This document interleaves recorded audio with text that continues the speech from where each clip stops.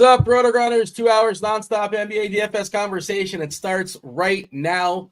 The sites did it. We're down for sprint slates. That's what we're doing, at least for tonight. We'll see how that continues going forward. We've lobbied that thought as far as cutting off the last game or two on the main slate, and that's what DK has done. That's what FanDuel's done. Of course, they did not coordinate. FanDuel cut off the last game. DK cut off the last two games. So the only difference as far as the slates today is that FanDuel will include the Lakers at Minnesota. LeBron not playing in that game. Anthony Davis officially questionable as far as who's in, who's out. Lots of illnesses to discuss as well. Who's going to break that down with me? You got Bobby Gomes. Bobby Gomes, former millionaire winner. From the corner, Dean. From the corner. From the corner. Bobby's spotting up for three. He's going to be burying his threes all day. He's going to play the role of Tony Snell. He's already promised that to, hopefully you put up more fantasy points than Tony Snell does on the reg. But who is the new Tony Snell? We got to have a new one because he's since retired, I believe. The funny thing is, he would probably put up 40 points if he was playing in a different league. He can crush if he wanted to. It's just the NBA is so talented. But, someone did it recently. Someone did it the other night, a week ago. I'm pretty sure. I would assume it did it for 24 minutes. He put up a 0-0-0. Yeah, it was pretty impressive. But is that your stated goal for today? Is that the plan? You're going to put up more fantasy points than Tony Snell. I'm going to put up more fantasy points on the board today, I think. But we're gonna be hitting the PJ Tucker corner threes. Well, PJ takes all the usage. Producer Devin in chat says Bobby definitely has had his coffee today. Did you have your coffee today? Did you have a couple rounds? I have my coffee here, but I also have a Zin in. Zin, have you heard of Zin, Dean? What's Zin? Unofficial sponsor today. What is Zin? It's like chewing tobacco, but it's not chewing tobacco. It's just like nicotine in a pouch. Yeah. Okay. TJ, you about that Zin life? You aware of Zin? Have you been sold? Did Bobby give you the hard sell? No, I need some kind of pick-me-up right now. I mean, usually the show does it itself. Dean says something dumb, I get fired up, I'll argue back, and then I'll have my energy going. But, I'm going to wait. I'm a fourth quarter player, Dean. I'm not going to come right out of the gate and fire 20 shots right in the first quarter. I'll get my 20 shots up. I'll finish the game with 23, 24, 25 shots, but at least 12 of them are going to be in the fourth quarter. All right. So the points they used it here. I'll play like that TJ McConnell type role for the first quarter, and then in the second quarter it swaps. Second quarter we start picking up a little bit more usage, more of that balanced shooting point guard, and then the second half that's when we're really going to start putting the buckets in the hoop. Gritty, gutty TJ McConnell, scrappy TJ McConnell. Is that is that your comp? We see player profiler as far as for NFL. If we were to plug in TJ Zwarich, Taylor J. Zwarich. Is that who would pop up? TJ McConnell? No, definitely not. He can't shoot, by the way, which is a weird thing. How does he get away with it? He can't shoot, and he's got no height. But all right. Hey, are you guys in favor of this? I'm curious if the chat's in favor. I was going to run a poll on the Twitter, but I got distracted. I wonder if people like this. I just hope the contest size that doesn't shrink because now there's going to be big showdown slates late. At least. Again, and we had the other day where it was 7 or 8 games, and there was 7 games early and 1 late game 2 hours later, and that was the perfect spot to cut off the last game. Today, they're and again, DK and FanDuel did it differently, which is kind of annoying. We'll talk about it. DK dropped off the last 2, 1 at 9, 1 at 10. FanDuel dropped off the 10, but not the 9. Do we like this as an overall thought process, TJ, or the sites they're going to screw it up? They're going to find a way to muck it up. No, I don't really like it, but also this was single-handedly your doing. You've been calling for this to happen every single Grinders live show all season long. No, if it was a 12-game slate that had 2 games late and we were dropping it to a 10, something like that, maybe sure that's fine. But I would rather it be an 8-gamer. I like my late night hammers. I like seeing my lineups crawl up the leaderboard with my 1 or 2 late night players. So no, I don't really care. It doesn't really make that big of a deal to me regardless. But if I were to choose one or the other, I would choose leave it at the 8. Yeah, in chat they're saying I'd rather have 8 than 6. But when it's 12 and we're losing the last 1 and then you could save 2 hours, then it's perfect. But yeah, this seems like the weird spot to do it, but they did it in this spot. And also last night we had 1 game that was just 1. And we also didn't know who was starting for Boston. And if you sat there and you said, you know what, maybe it's going to be Lamar Stevens. You weren't happy about that because he didn't start. And it's possible, depending on how you had your lineup set up, you probably have very little flexibility to get out of that. But, this is just this is how it works sometimes in DFS, and without getting the lineups, in a reasonable manner. Bobby, you have a thought on this? Do you care about this? We're going to adjust and just figure it out. I care about my sleep time, Dean. So like the 10 o'clock games, if I can go to bed after 8, I'm fine. I actually don't mind 6 gamers. I'm fine with it. Last night I had a bunch of Embiid teams early, so that was good. And then just went to bed and woke up, and some of the late night hammers had caught me though. So it is what it is, maybe they didn't have the 10 o'clock games. I'm in the winner's circle, so I have to look at it from that perspective. And the 10 o'clock games brought me into the winner's circle last night. Not anything crazy, but just like double 2.5xing my entry fees kind of thing, where I was just barely breaking even before the Celtics game. Yeah, I still chat says it sucks. Yeah, it doesn't sound like people like it in the chat. We'll see. Again, I like it a lot more when, again, we're playing 10 or 11 games and losing just like 1 or 2. I don't know if I want to knock 8 down to 6, but, we'll see. And I'm not the only person that has clamored for this. First time anybody's just you, Dean. Yeah. You're the only guy. I'm not. There's other people that are on board with the thought process, and now if they can just, the pricing, if they can stop, I get on this tangent as well. It's really, really fast as far as they're super reactionary when it comes. This guy had a good game, he's going to go up 2K. This guy had a bad game, price doesn't change. Another bad game, price doesn't change. Another bad game, maybe you lose $100. Isaiah Jackson just went up $1,000 after DNPing. Yeah, like what are we doing? They're over. Everybody goes up, and the rate going up versus going down is not the same. And then that's how we end up with the best point per dollar plays are 10K. And that's probably not how it's supposed to be. I don't know how to do salaries perfectly, but that's probably not how. And then you're playing players that are projected for 15 fantasy points as a median projection, or even 14 sometimes, some nights. At least that's what optimizers are going to tell you to do, because the best plays, again, are the big spend ups, and we do live in the world with salary cap, and you're playing this nonsense to make that stuff work. And the casual doesn't want to play like DeLon Terry. They don't know what DeLon Terry is. They couldn't pick him out of a lineup. That's a fake name. We want to keep the casuals involved, and I assume we want to keep the casuals playing as well. But it's a bigger conversation, I suppose. That just curious to get you guys' thoughts. And since we lost a couple games, we had time to talk about it. Also lost in that conversation, Bobby wants to go to bed at 8:01 on the East Coast, is what I heard. 8:01. What? 8:01. Yeah. I can't believe That's my bedtime. If I can make it happen, 8:01 ideally. Yep.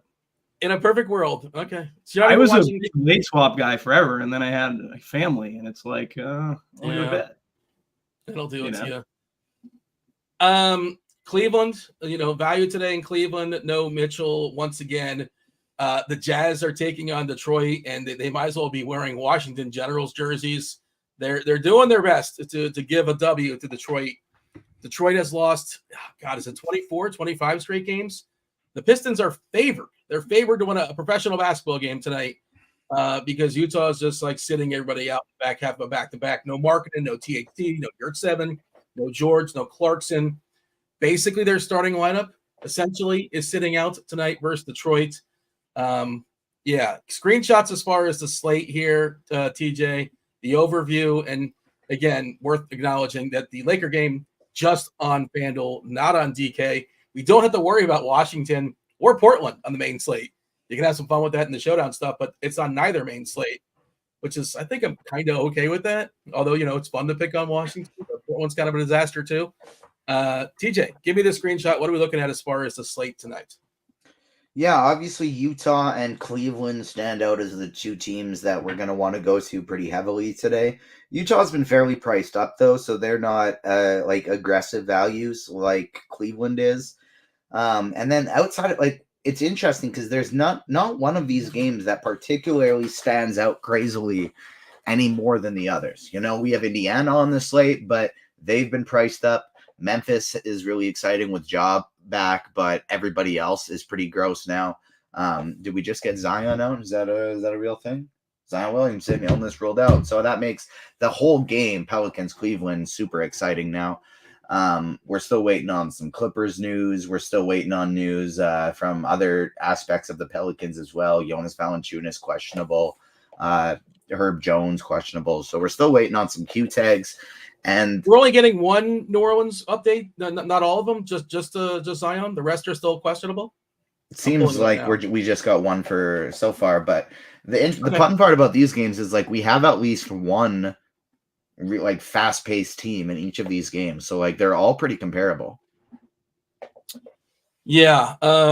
Bobby, if you had to watch one tonight, I know you want to sleep if you have your druthers, but if you had to watch one, would you watch the football game or would you watch Pistons Jazz?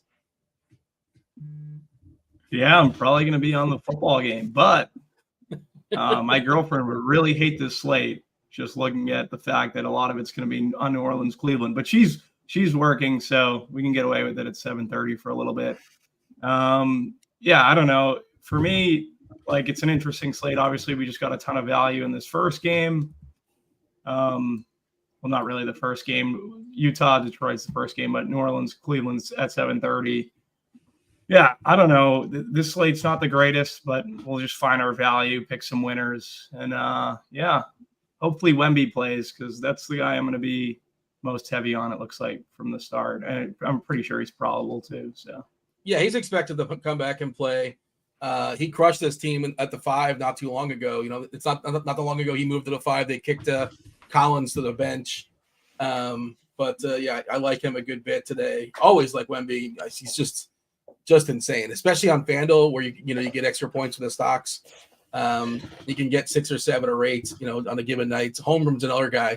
You just never really can predict when the night's going to come. They get like 6 or 7 or 8 blocks, but when they hit, it's a big deal, obviously.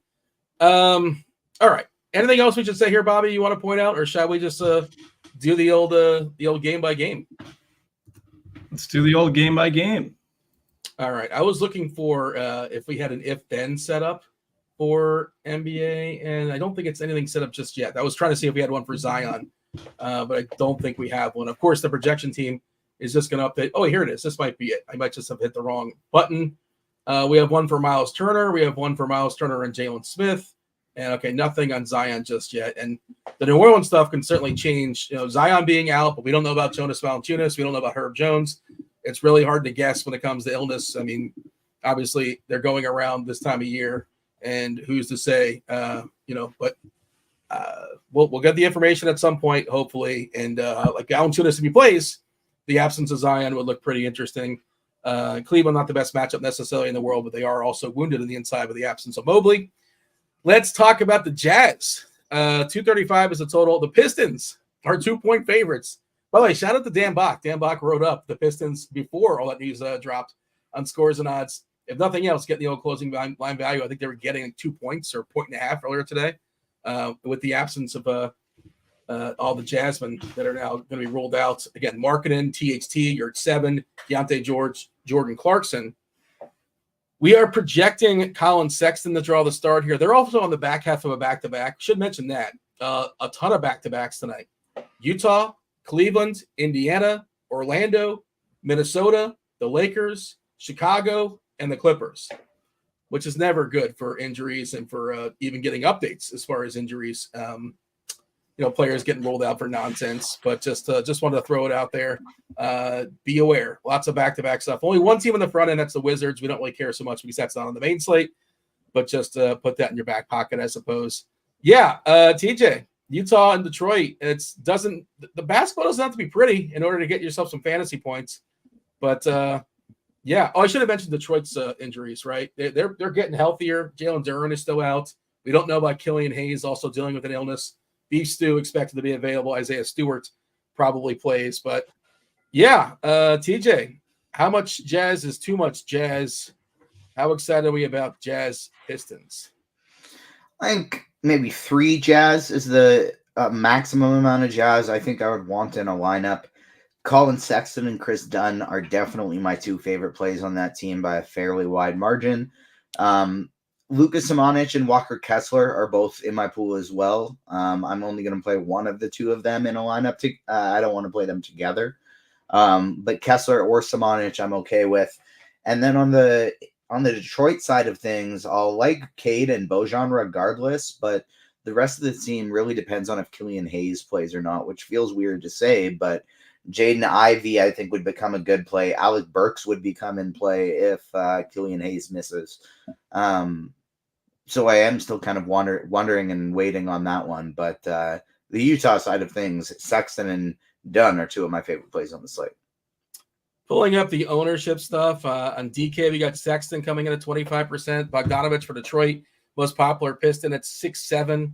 It's a revenge game, right? Didn't he play for Utah? Am I making that up? I think he was in the Jazz, right? I think that happened. Shamanich is getting 20% as kind of a cheapie, not a great projection per se, but 3.9K, 17 fantasy points, give or take, as a median score. Kelly O's not cheap. He's 6'2", and he's center only, so there's some fragility to that. We're only giving him 25 minutes, but 17% ownership for him. Walker Kessler getting 14%. So I thought it'd be a little better as far as the Utah side. Agbaji is another guy getting some ownership, but not a great fantasy player. The minutes we're giving him 30, so he can kind of eke his way.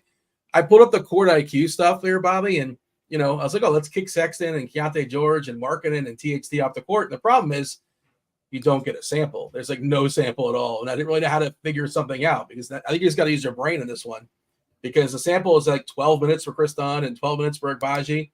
I don't really know what to do with that. Maybe cut off one less player, but trying to get some a sample size to figure out how this is going to go. But it's just too many players are not playing and we're just not going to get a sample size from that. But what is your rate here, Bobby, when it comes to the Jazz tonight versus Detroit? Yeah, Sexton and Chris Dunn, former Providence Friar, are going to project the best from the Utah side. But for me, I just love Walker Kessler. 6'6", good price, center position. I think he would be my favorite play outside of the guys who project very well.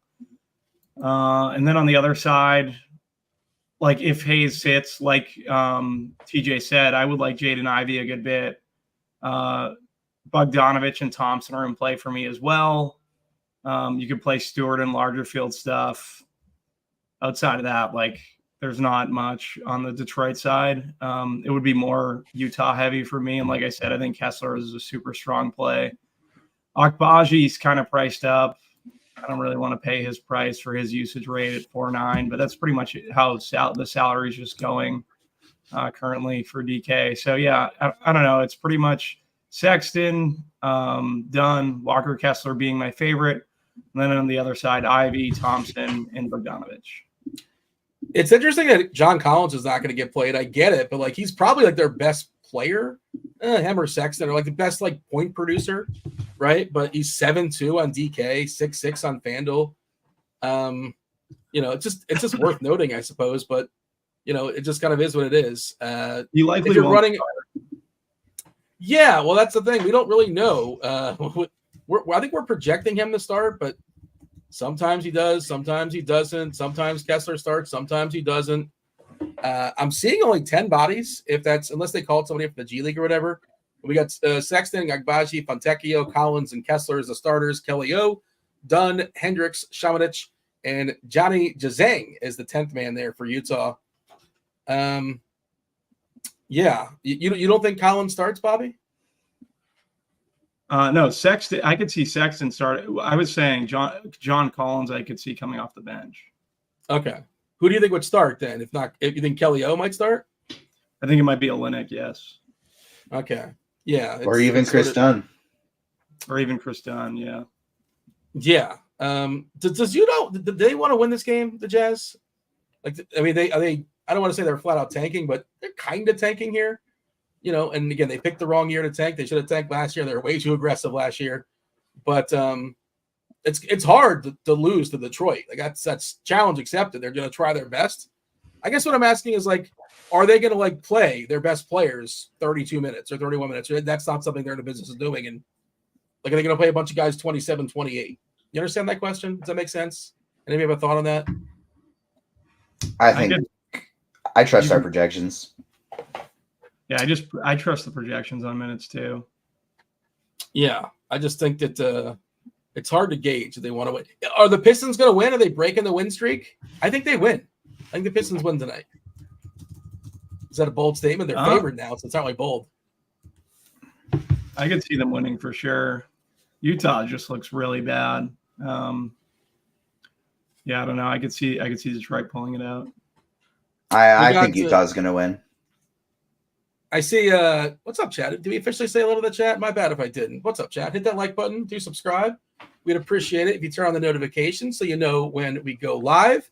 Butto is saying, is this a new bit that I'm not aware of, or I just completely forgot that was created? You had me at a low play of the day, play of the night. What is this something that I'm not aware of? But where's Butto-Jenkins getting this from? I mean, I know that was from Jerry Maguire, obviously. Shout out Jerry Maguire. But you know, it's what's the reference here? You had me at a low. Did somebody say that and I just missed it? Somebody explain this. I don't know. I don't know where that came from. Maybe TJ has an idea. TJ? No, I think he's just trying something new. I don't know. You got to ask Butto, not us. Why not? Yeah. Well, I mean, you're here. But it takes a while for him to respond. He's got to type. There's a slight delay. It's a whole thing, and we got to fill some time. So maybe Butto will clarify as far as what the you had me at a low play of the night happens to be. But oh wait, you're saying, hold on, you're responding in chat. You had me at Butto. That's what you responded with. Okay, I see what you did there. But maybe you get some clarification. Oh, he's just trying a new thing. Well, yeah, okay. So I wasn't aware of that. But what would that be though? Like somebody that just we've always liked for no particular reason, just from the first time that we saw him on the court. I don't know. We'll see. We got to work on that, Butto, but we'll probably get somebody for you by the end of the night. Our first look, immediate thought, like I'm looking at the slate and went, damn, like I love this play today. Yeah. Well, who was that? That's like morning grind question, right? That's who'd you like last night? I mean, Ja. No, the answer is Ja. The answer is Ja, by the way. That's my answer. I think it's everybody's answer. How do you not like Ja versus Indiana first home game of the season, coming off the buzzer beater? Like they actually have something to cheer about in Memphis. They've been a disaster all season long. That's you. That's my Jerry Maguire. You have me at a low play of the night. Does that work for you, TJ? You accept that answer? I don't think it's the Jerry Maguire play of the night. I think it's the Butto-Jenkins. You had me at a low play of the night. And for me, that guy, I don't think it. I mean, I think John Morant is a fantastic play today. I don't think he has to be the you had me at hello play of the day. I think it depends who caught your eye each night. You know, everybody has specific. Everybody has different levels of vision. You know, some people need glasses. I myself have 25 vision. And so look at you with the humble brag, catching things really quick, you know, and that guy for me today was Kobe White. Yeah, he's been incredible ever since Levine's gone down. The price has gone up. Like every price goes up, and his price is actually justified. You got somebody, Bobby, who had you at a low? Wemby. Can I say Wemby? Yeah. It's like TJ said so eloquently. It's an individualized answer. Like I can't tell you like you're wrong. That's not the person you saw at a low. That's you. You know that if you saw them, at a low, that you fell in love with a low. That's it. They had you at a low. There's no discrepancy. We can't argue about it. It's also a good choice. I would say those are all fantastic choices. This is where I remind us that we are living in the world of a salary cap. Maybe the chat can participate and they can tell us who had him at a hello as well. But I like it. We'll continue this going forward. I think those are all like reasonably priced guys too, where they're the level of they're all under 10K, and so I don't even think it's unreasonable that you can play all three of them in a lineup today. Okay, I challenge you to make a lineup. Let's do it. We have time. How much money will we have left? We plug in Ja, we plug in Wemby, and we plug in. Oh, geez, why am I forgetting yours, TJ? Who's Kobe White? Yeah, okay. And that Wemby White stack is nice too. That little Wemby White stack, that's really nice. You got 4-6 to play with per. You're gonna get some dirty Jazz and some Cavs. Like that's you're gonna sprinkle around that I imagine. I think that's what, give me my Craig Porter, give me my Sam Merrill, and I'm cooking. Merrill ran really hot yesterday. I just want to say, we'll talk about that. I don't want to besmirch, but he ran really hot, and I don't know how repeatable that is, especially against New Orleans, which is a tougher matchup. Although that matchup might get better if they keep losing bodies. We'll see about Herb. Herb is currently questionable. We know Zion is out as well. But now I'm gonna try to make a lineup with that around those three: Ja, Wemby, and White. I think we can do it actually because we actually have some useful cheaper pieces on this slate. Typically, though, as the season's gone, it's really been tricky to spend up on 2 or 3 stud-ish players. Okay, we're done with Detroit and Utah. Yes, we're moving on. I believe so. We are. Yeah, New Orleans. Until like I'll want to revisit a couple things maybe when we get that Killian Hayes news, but that's it. Who does that open up for you? Jaden Ivey? Jaden Ivey and Alec Burks. In a little revenge spot. The Burks one is my I just don't know how many minutes they want to play Alec Burks these days. The vet, they barely give him any run anymore. He got 23 last time out versus Atlanta, but you got to sell me on the Burks one. We'll put that one. I'll listen, but I don't know, man. He could have 32 fantasy points in 23 minutes. He could, you're saying, or you're saying he did? He could. Well, sure. I mean, a lot of things could happen. Yes, that's literally our job to figure out, Dean, is what could happen, and is it likely enough to spend money on? Well, you didn't add that part. That now I disagree. I don't think it's likely enough to spend money on it. Yeah, that's what I'm saying. Your question was who would that open up for you, and my answer was I would play some Alec Burks. Yeah, all right. I'm willing to hear you. I would prefer Ivy. Thank you. Me too. My opinion, my individual opinion. Well, according to the chat, though, per Detroit beat writer Hayes should play tonight, so might not be a question. Oh, the news just break. Okay, so, that's unfortunate. I was hoping some donkeys would play Alec Burks tonight. Which one of us has made more money on DFS this year, Dean? Oh my gosh! Oh man! Whoa! Oh, I'm sorry. I'm not an MMA expert. But Luca is me neither. But if you tune into the MMA Crunch Time show every Saturday with my guy Mike and my guy Squirrel, even me, a guy who knows nothing about MMA, can make some money too. So check. Oh, so that's how you're making money with the NBA with MMA. You're on shows with Squirrel there, taking on. Yeah, so actually Squirrel wasn't even on that show. It was Liam. It was Liam subbing in for Squirrel because Squirrel was at a live final. He gave me a really nice underdog, and then I used just like all 5 of Mike's lineup HQ plays, and won like 100x my entry fees that day, knowing I still don't even know the scoring system on MMA. Sam Merrill is now questionable according to the chat. I don't see that, not just yet in my timeline, but oh boy, what's that? What's that going to open? Sam Merrill wrist now questionable. Maybe more minivan, more. Well, so the thing was LeVert. I was kind of concerned about LeVert on the back-to-back because his minutes were kind of babied, and we haven't seen his minutes elevated in a while.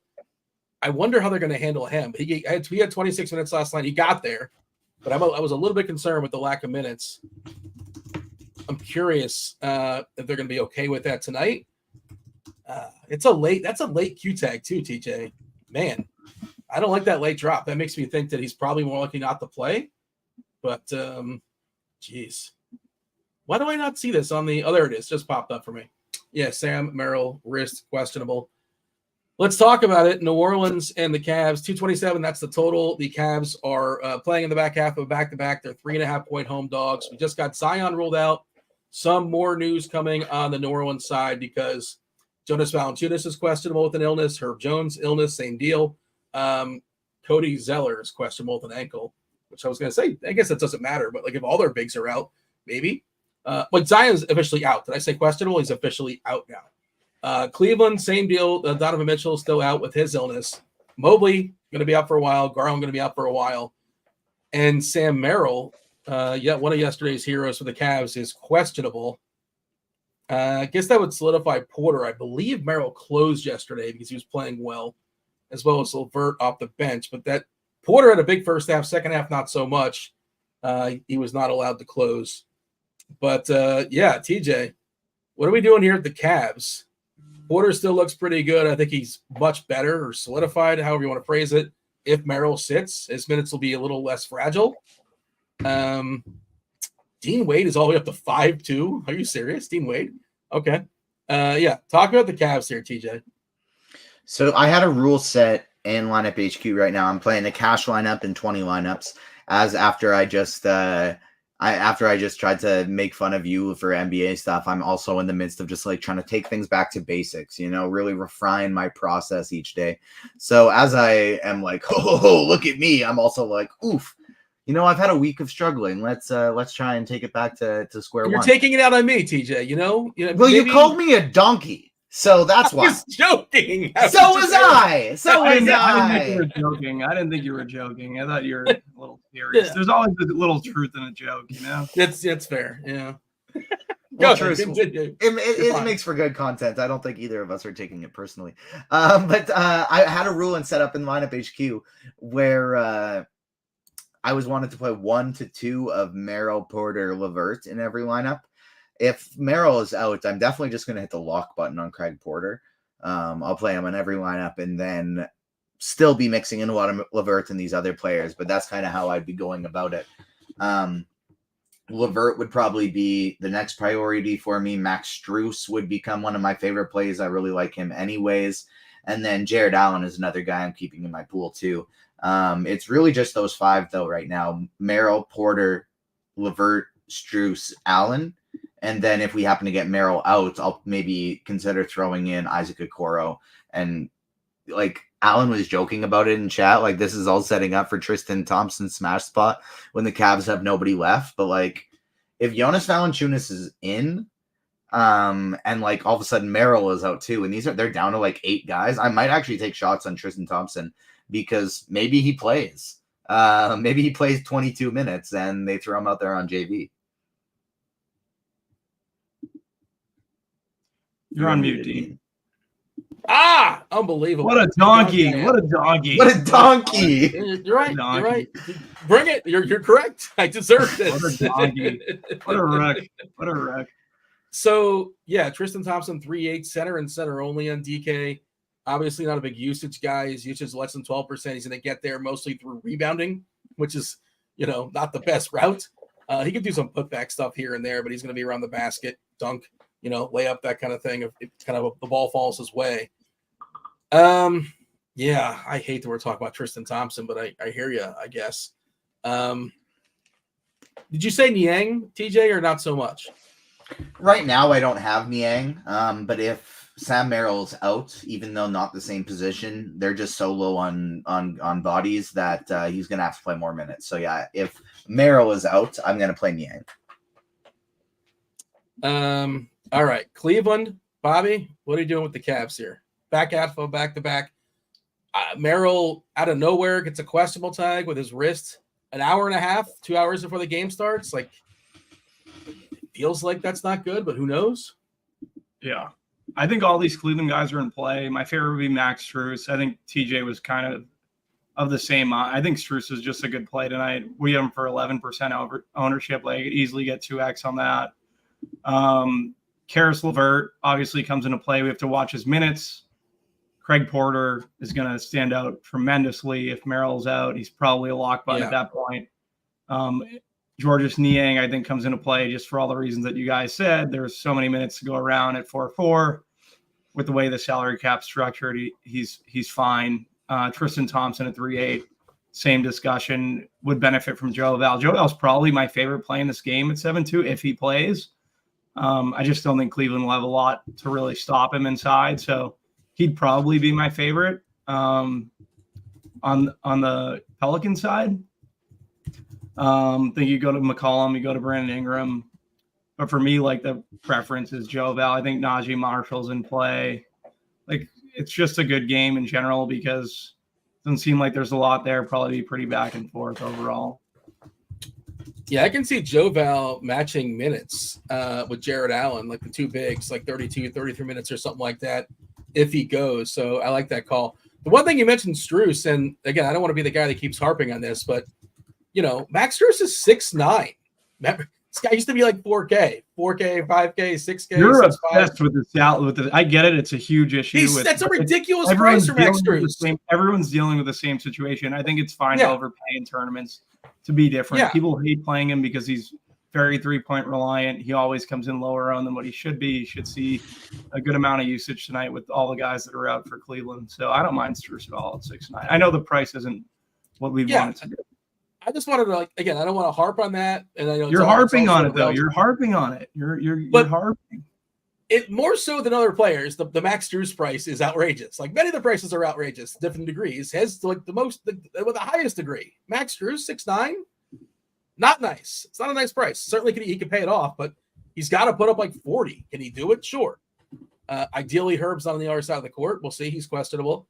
But the minutes are going to be there. He's going to play 35 plus minutes. If you're watching the game yesterday, by the way, he hit back-to-back threes, which is just amazing. He can do that. Out of nowhere, it's here's I don't even know if he got rebounds or other things, but here's 10 points in a minute. So that's just beautiful. Well, it's bad math. I went to UCF. Don't hold me to it. But TJ, yeah, anything else you want to say as far as the Cleveland side, or feel free to talk about New Orleans? What are your potential adjustments? It's all sort of if-then stuff, right? Zion, we know he's out. We don't know about her. We don't know about Joval. If he doesn't go, what happens? I'm trying to think of. Ben Zeller is also questionable. Yeah. How does that? Well, maybe we like Jared Allen more if they lose Valanciunas, and then it's going to be some Zeller, I suppose, if he plays. But it's a lot of if-then stuff, right? But do the best you can as far as New Orleans. If JV is out too, I think I would probably play 100% Najee Marshall. That's just somebody in the loss of Zion and JV that would just probably play 38 minutes in that spot. And so I'm probably going to play a ton of Najee regardless. But with Herb and JV questionable, if both of these guys are out, we're firing up not only a lot of Brandon Ingram and CJ McCollum, which I think we already can, but Trey Murphy, Jose Alvarado also become very interesting. Maybe even Dyson Daniels gets dusted off. Maybe even Jordan Hawkins gets dusted off. They still have 3 more players listed as questionable on top of Zion. So this has the potential to be a Cleveland/Utah spot, except the New Orleans guys, they're not all priced up. And so they are potential to be the very best option on the slate. Tyson getting dusted off. I didn't even mean to do that one. Nice call, Devin. That was that's good. I should have just rolled with it, but that was accidental. If I'm being perfectly candid. But I just if all of these guys are in, then they're less appealing to me. It's more of just Najee Marshall's a great value play. Brandon Ingram and CJ McCollum and Jonas Valanciunas are all strong options, but not must plays. But if those guys are out, I think New Orleans becomes the top team on the slate, because we can't look at Cleveland and be oh, this is such a dangerous defensive team. They're not. This isn't Cleveland. This is Cleveland's B team. Yeah, Herb are giving 32 minutes, Jovel 31, 10 minutes to Zeller. So potentially, close to 80 minutes up for grabs if those guys all sit. We're giving Najee currently 24, but like you said, he would benefit. Daniels could benefit too. Just sort of stay tuned, and this will be crunch time's problem, I think. I hope. Hopefully we get news before everything kicks off, because that's a 7:30 game. It's the only 7:30 game. We shall move on and talk about Indiana, the Pacers. The Pacers are taking on the Grizzlies. There are 3. Is it 3? No. There's 4 8:00 games. Pacers, Grizzlies 247.5 is the total. It's high and it's tight. The Grizzlies are 2.5 point home favorites. This will be the home debut for Ja. We saw Ja had the game winner last time out. Marcus Smart, not going to play, but he's doubtful, so he's coming. This might be the last start for Vince Williams. I assume that he would kick Vince Williams out of that starting lineup once Smart is back and good to go. Nard Dog is still out. No Derrick Rose. I saw a report that doesn't matter, but I think Clark will be available. Was it sometime the new year, or maybe soon? Maybe you get Brandon Clark soon, maybe within a month or so. But they can definitely use his size inside as well. Indiana, Miles Turner's dealing with those hamstrings. Nembhard's questionable as well. Turner questionable. Jalen Smith is questionable. They have a lot of interchangeable parts there in Indiana, but feels like a good one. This Ja Morant was my Jerry Maguire play. He had me at hello when I opened up the slates. I'm buying into the narrative, whatever you want to call it. Remember the minutes thing they said that he's not going to have a crazy amount of minutes? That was not. We knew that was a word salad nonsense from Coach Jenkins. He played 35 in his first game, and they got to win. They need W's. They got to catch up. It's been a rough first 25 for them.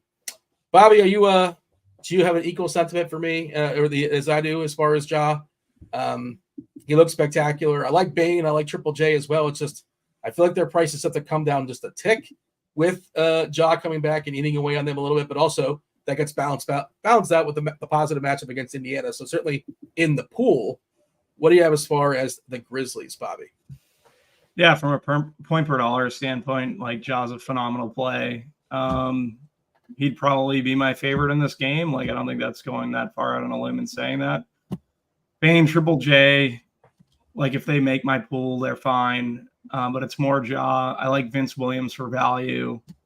Yeah, it's interesting. On this side, like it's pretty much Ja. And even with the matchup, I'm not as intrigued with like getting to Bane and Triple J as I think the field is. What do we have currently for Bane and Triple J is? Bane 8%, Triple J 8%. And mostly it's because, in part the price, in part because Ja coming back. But yeah, nothing jumping off the page, which it's not hard to get over that if you want to get over it. No, it's not hard to get over it. And it's a good matchup too. On the indie side, for me, like you can always play Hallie, you can always play Turner.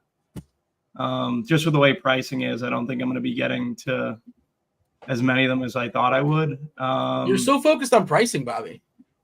I'm just saying Isaiah Jackson's up to 6'7", Dean. I can make a statement once if you want to make it every single like. Is that the most egregious price on the slate? I was gonna make the joke as soon as it got passed to me, like not to harp on the salary cap, but these Indiana prices are they're ridiculous. Like they're actually nuts. TJ Is there McConnell, a hurricane 6'5", hitting Indiana that I'm not aware of? Isaiah Jackson 6'7", Benedict Mathurin 7. Like these guys got What's Neesmith's price? Neesmith's priced up too. Like this is outrageous. Ridiculous. Is there an email? We used our one. We used our one. You've used it on every single game. It's a bit now, Bobby, but keep it going. I didn't mean to cut you off and derail you, but go ahead. Yeah, so I don't know. Turner would probably be he's Jackson's. If he sits like Jackson at 6'7", you're going to probably have to consider, I would imagine. There's not much from this Indiana side that I like. Buddy Hield is fine at low ownership, I guess. And Hallie, you can always play Hallie. But like, there's not much in terms of their value guys because of the pricing that I really want to get to.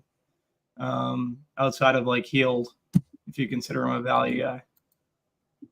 I'm trying to find the worst like price on the slate. That's what I'm trying to figure out. It might be Isaiah Jackson at 6'7", although he could be playable. If Neesmith 6K. Come on.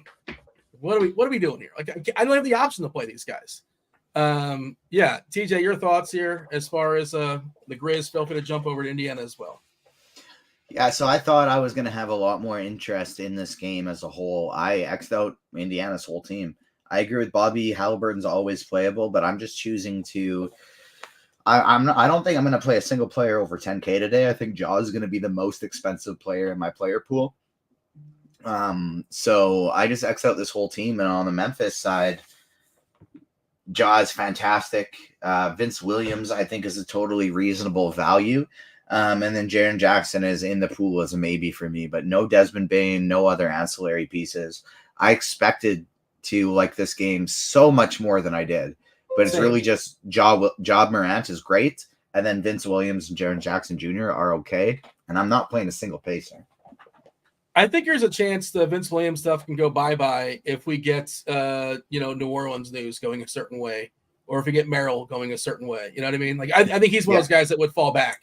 But for now, he's like a good like holding piece, right? Is that fair to say?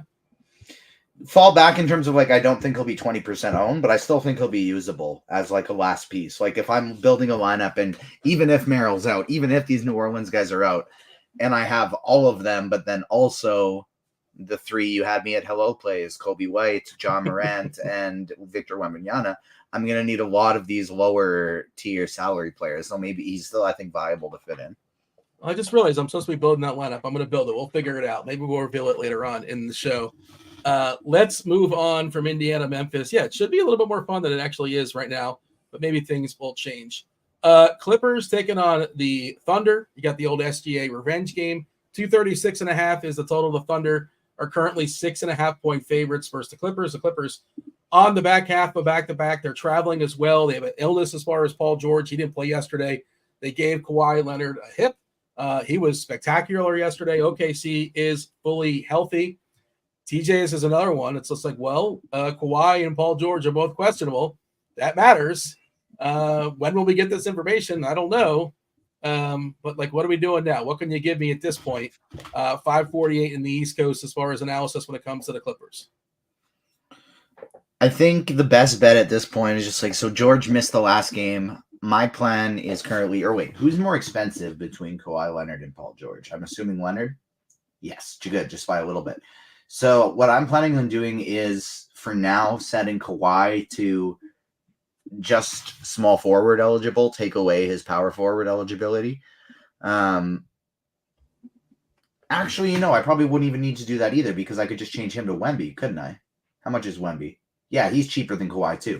So I'm leaving Paul George out right now, and I'm planning to get to Harden and Kawhi, assuming George is not going to play. If George does play, they're all in. I don't think they're all going to be in. I think one of them is going to sit. I think if George is good to go, then Kawhi is probably going to sit. If George can't go, then Kawhi is going to play. So if it's George's outs, I'm in on Harden, and I'm very in on Kawhi. I loved them both last night. I'm going to love them again tonight.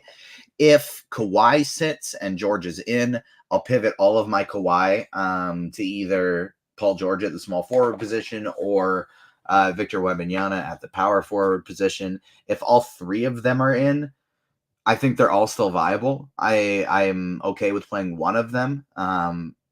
Georgia would probably be my odd man out, but all three of them I think are totally playable. Do you think they already know, TJ? Like, did they already know? Did they figure this out? Or like, they're not telling us just yet? Maybe like they've had the Kawhi's fine, right? Like, he was great last night. He's fine. They could give him a rest just because it works with the schedule. It's the back half of back-to-back. It's travel, and he's had a history of injuries, whatever, but he's fine, right? I assume. I have no idea, but my guess would be maybe something's bugging him a little bit, and they say, hey, we're going to give you a rest if Paul is good. He's going to warm up, see how he feels. If Paul's good, you got your rest. If he's not, you got to play.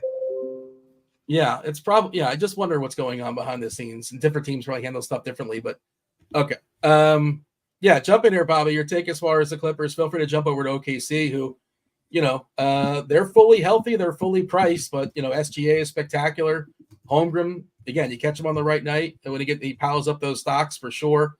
But I don't think SGA is jumping off the page as far as like going to hit optimizers and stuff. But should he be in your pool for making a certain number of lineups? Like, of course. What do you got for here, Bobby? Clippers and the Thunder. Yeah, SGA is probably my favorite play in this game. Just in it's a really good situation for SGA. Like, he's going to see a ton of usage.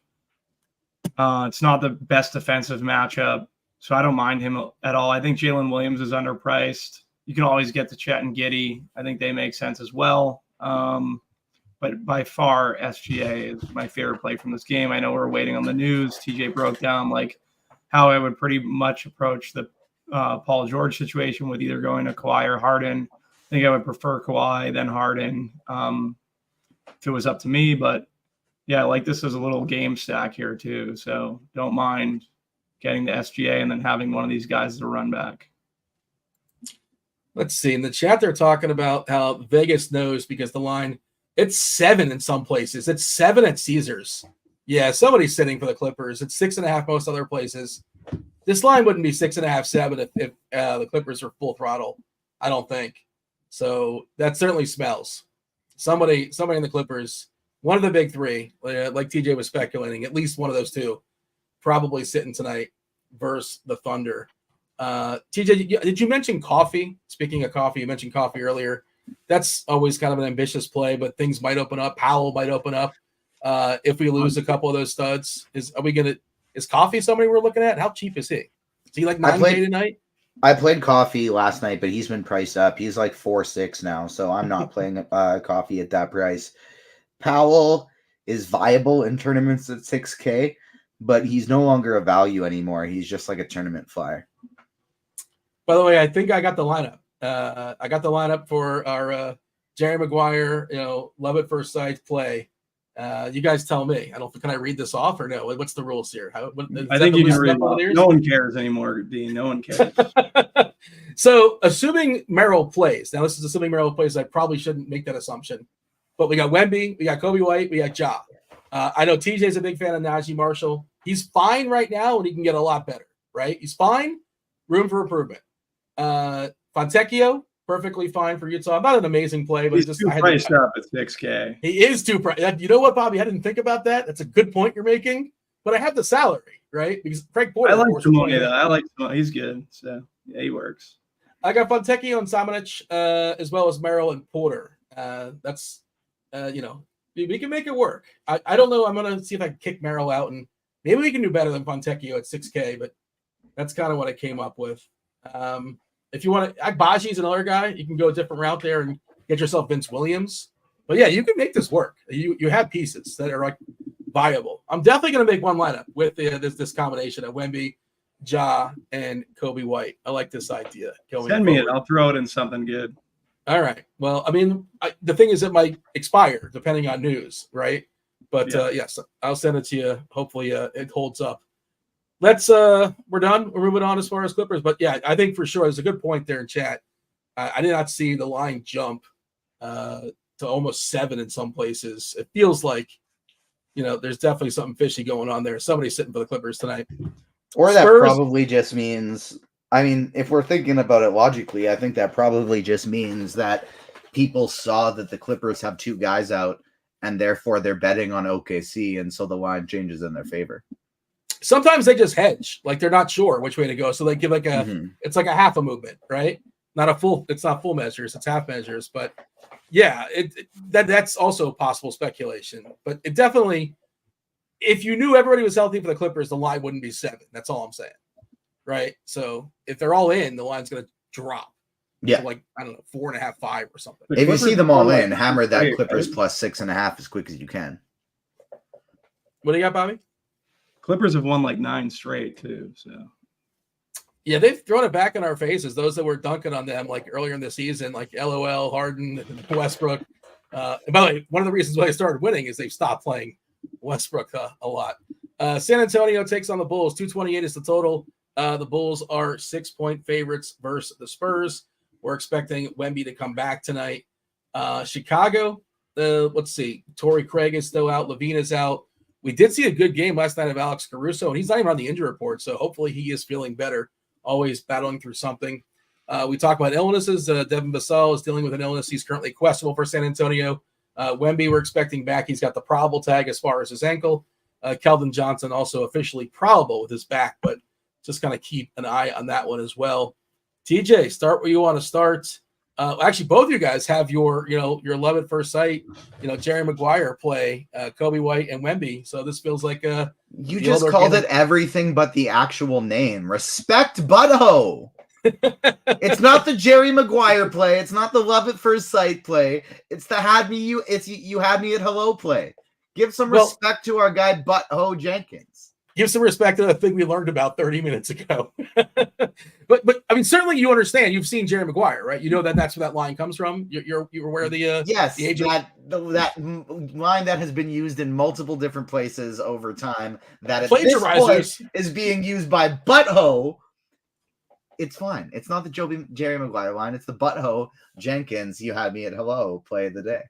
Well, isn't Butthole plagiarizing that line? He's not giving the homage. It's like, isn't it kind of a wink to Jerry? We don't have time to argue semantics, but yeah, you like Kobe White because he's been incredible of late, and the matchup's pretty good too. And he's 8-3. But again, this is actually a price move that makes sense. It's actually justified because he has been smashing the world. I wonder if we see Levine ever play again for Chicago. I see Winky in chat. Winky, shout out to Winky. Follow him on Twitter, by the way. He always gives amazing updates. At the end of a slate, he'll give you like his 10 points. Sometimes it's like, Bull-centric. Sometimes it's not, but it's really, really good. Yeah, it's definitely worth giving him a follow. He's a big fan of the Bulls. And I just love that people still have fandom because mine's gone. I don't really know where I can't find it. DFS has kind of killed it. I still respect those with the Go Saints really go tonight. We're fighting for that division. You also live in Florida, so there's not much to root for. What are you talking about? The Miami Heat have several championships. The Florida Panthers were in the Stanley Cup Finals last year. Actually, last year they won the finals. I can't even say that. All right, so you're just a Heat fan. You're just a Heat fan. You can just root for the Heat. I am a Heat fan, still. I'm a Panther fan. Well, the Marlins betrayed me. They stabbed me right in the back. I couldn't take it anymore. we broke up. It's not happening. They just lied way too many times and betrayed this town too much. I can't forgive them. Derek Jeter was the last straw. That was it. I was out. But you've thrown me off. We've derailed the show. Kobe TJ, White talk is about the Bulls. one of my favorite plays on the slate. He's been absolutely cooking, and there's no reason to think that won't continue tonight against the Spurs. It's an absolutely phenomenal matchup. I wrote up Kobe White today in my NBA Prize Picks article, so you can check that one out on the RotoGrinders NBA page as well. White is definitely priority one, but I do have DeMar DeRozan and Nikola Vucevic in the pool. Andre Drummond and Dalen Terry, I think, can be in the MME pool.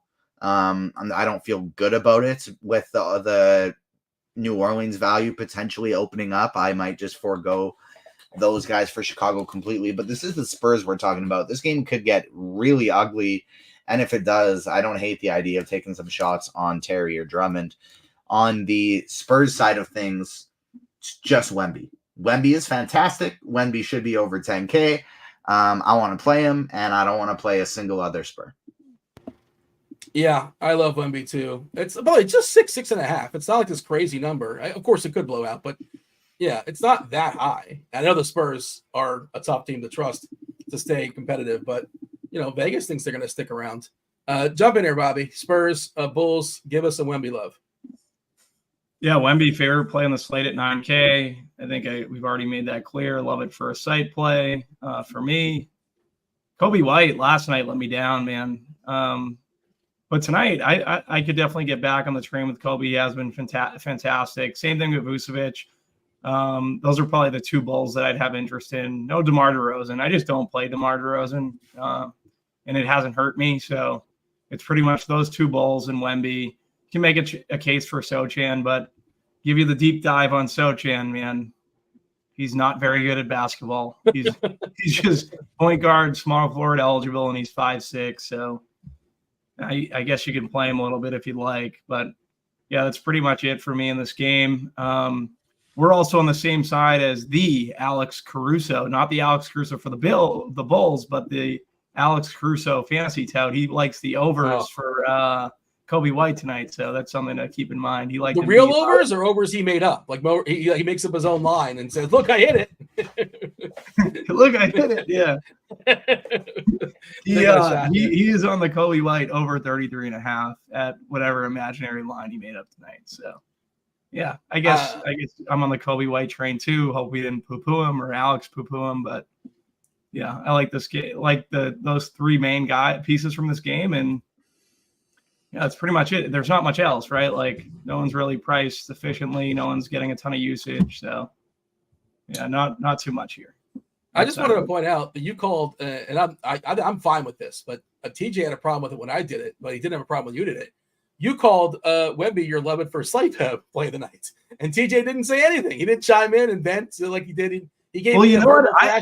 I'm a nice co-host to TJ. I don't call him a donkey on live stream. Like there's, you know what I mean? There's, me and TJ have some good chemistry going on. So maybe he didn't want to. If he did, I wouldn't have minded. But I get it. I get why he took the shot at you and not at me. I'm the friendly. That's fair. That's a nice sweater you got on too, Bobby. Is that Lululemon? Is that a Lululemon sweater? Yes. I have that same sweater. I think I wore that sweater on the show yesterday. I'm a big pumpkin spice Lululemon guy. Yep, that's me. How can you tell that's Lululemon? I don't see an I have the same one. I have the same one, so it's just like the patterning on it. I'm a Tommy John guy. If anybody cares, I guess I'm not a part of the Lululemon club. I apologize. Like the elbow joint. No. What? Tommy John, the clothing company. It's spectacular. You've never had it before? You ever tried it before? Never heard of it. I'll send you. No. Tommy, dude, you never heard of Tommy John before? Are you serious? It's spectacular. Tommy John surgery. Yes. Isn't it weird? Like this guy, he's walking around his whole life, and like people know your name. Imagine if they called I tore my hip. It's called the Bobby Gomes. Like this guy has to live with this rest of his life, If people don't know the origin, that Tommy John was a pitcher from the 70s, the 80s, and that's the surgery was innovative back in the day. Was that James Andrews? Probably not. He's like the guy that's perfected it these days. But we shall move on. We're done with this game, right? No more Bulls, no more Spurs. I jumped around a little bit. I don't know why I skipped. Okay, so we have one more game left for DK, one more game left for Fanduel. We'll have time for questions. We got crunch time coming in about 15 minutes or so. You got the Looch, Justin Carlucci holding it down, as well as Kyle Murray is going to be there. Additionally, Taylor Smith answering your questions. Feel free to load some questions in chat as well, because, again, we'll have time, I believe, to knock those out. The last game on the DK slate is the Magic. The Magic take on the Bucks. 238 is the total. The Bucks are 9-point favorites here. I believe Giannis officially has a probable tag. Yeah, probable tag with his foot. Jay Crowder is still out. The Magic, Suggs is questionable with his wrist. Jingle Joe, he's got an ankle, so he's questionable. It's Joe Ingles. Fultz is still out. We saw Wendell Carter come back last night. This is the back half of a back-to-back. Didn't see anything about him resting, but first time he played in a while. And they did make sure he played, I think, 22 or 23 minutes. He even played. He closed when it wasn't necessary for him to close. The game was already decided. TJ, Magic, Bucks, you already said you're not going to be spending $10K plus. At least that's not the plan. Things can change with new news. So I was hearing that you're not going to be playing Giannis. Obviously, again, news can change. But as of right now, I guess you're not interested in Giannis. I don't know how I'm going to help. I'm going to be honest. I screwed up, and I said I was going to be a big fourth quarter usage guy. Well, Here we are at the end of the game. I don't know how we're going to fill this last 10, 15 minutes till the crunch time crew gets here, because I X'd out the whole game. I'm not playing anybody. You're not clutch is the thing. Yeah, you're like first quarter, second quarter, no pressure, but they give you the ball with 2 minutes to go, and you're going to be shooting some air balls. You're out there. No, I'm not shooting any air balls. I'm not. That's the thing, is I don't want to shoot air balls. I'm Ben Simmonsing it, and I'm just not shooting because I don't want to take any shots on any players from this game. No Orlando, no Milwaukee. Orlando's guys they're priced up to points. I don't really want them. They're healthy. Milwaukee, it's a terrible matchup. And so I'm Xing out this entire game, and I'm going into Ben Simmons mode, and I'm just going to say, hey, teammates, let me give you a great pass. Valanciunas and Herb Jones are officially game time decisions. Thank you for nothing. So no update there. Can you do better than Carlton Banks over there at the last second shot, Bobby, as far as Milwaukee and Orlando? I kind of agree. I don't love this game either, but certainly if you're making a lot of lineups, Giannis can absolutely put up 75, 80 points. Lillard's pretty good too. The pieces on Orlando are okay. They could get better, right, depending on news. But as of right now, I don't have a lot popping. Our projections like Franz Wagner.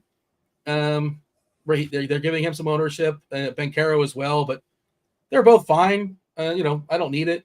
If I land on it, whatever. Your take here, Bobby, when it comes to the Magic and the Bucks. So I'm different than TJ, Dean. I'm a corner shooter. I'm a wing shooter. I'm a clutch shooter. I'm Andy Means, I'm Andy Means from Duke, I know Andy Means. you know that guy? Heard of him? Yeah. For me, no. So basically, if Suggs sits, I think Cole Anthony's in play. Think you can play Banchero, and that's literally it from the Magic, Cole Anthony and Banchero. And then on the Milwaukee side, there's really not much for me. I don't know, you can always play Giannis. You can always throw Lopez and Portis in your MME pools, but I'm like TJ, I wouldn't be getting to a ton here. If Cole Anthony would be my favorite, and it's all depending on Suggs. Just catching up in the chat. The chat's having a good time there. It's so funny when you can tell somebody's watching the show on a little bit of a delay and they just pop in, could be Travis on chat. No one has ever heard of Tommy John clothing. 5 minutes after the conversation. They said that's hilarious. It's the most comfortable clothing. I'm telling you. It's the underwear is $35 a pop. You can get them on sale sometimes. I'm telling you, it's worth it. You would pay $35 for Tommy John underwear, but treat yourself, buy Oppenheimer. I'm telling you, Bobby, it's a new experience. It's gonna be a brand new. I'm gonna send you a coupon code. I don't get any sort of endorsement. I get no kickback. The only kickback I get. Who gets coupon code in 2023? I know a guy. I don't know. They send me stuff all the time. I'm a good customer. Invite a friend, probably. My grandmother gets coupon codes. Still. You know what? What's that site that sells all the coupon codes? Or wasn't there one that was really popular so many years ago, but it's no longer a thing? I can't think of it. Maybe the chat will They're let us know. saying, wait a minute. So I want to get back. They're saying you used to wear FUBU. No, that was never really my no, not like basketball athletic. Not really. I probably had a couple here and there, but not really. But now it's like Tommy John everything basically for the most part. This is from this is not Tommy John actually. This is from the Florida Panthers store. Speaking of the Florida Panthers, shout out. It's a Panthers shirt. You can't tell. You just had to shout out your fandom in Florida. There's a team you root for. You got to represent, man. Yeah, you got to let the people know. The arena's right around the corner from me. There's a few questions in chat as well. Kelly's got a question. I'll ask TJ his question on behalf of Kelly. This is a twofer. This is all the players we like. Well, two of the players we like. I think we know where we're going here. On FanDuel, TJ, you like Harden and Cunningham or Ja and Wemby? John Wemby. Yeah, figured that was the answer. That's where we're going with that one. Let's see. Now they're just talking about Hugo Boss. Hugo Boss is a cologne, right? If I'm not mistaken, or is that clothes too? Maybe it's both. Not certain. This is not my area of expertise. I just buy Tommy John and that's it. It's super easy. Not really a Tommy Hilfiger guy either. I was a Tommy Hilfiger guy. You were? You never wore Tommy Hilfiger? I don't think so. You was a Gap guy, Dean. Gap, yeah, Tommy Hilfiger. Go shopping once a year, grabs like a full wardrobe at the Gap, and then you're good till next year. Dean wore G-Unit clothing.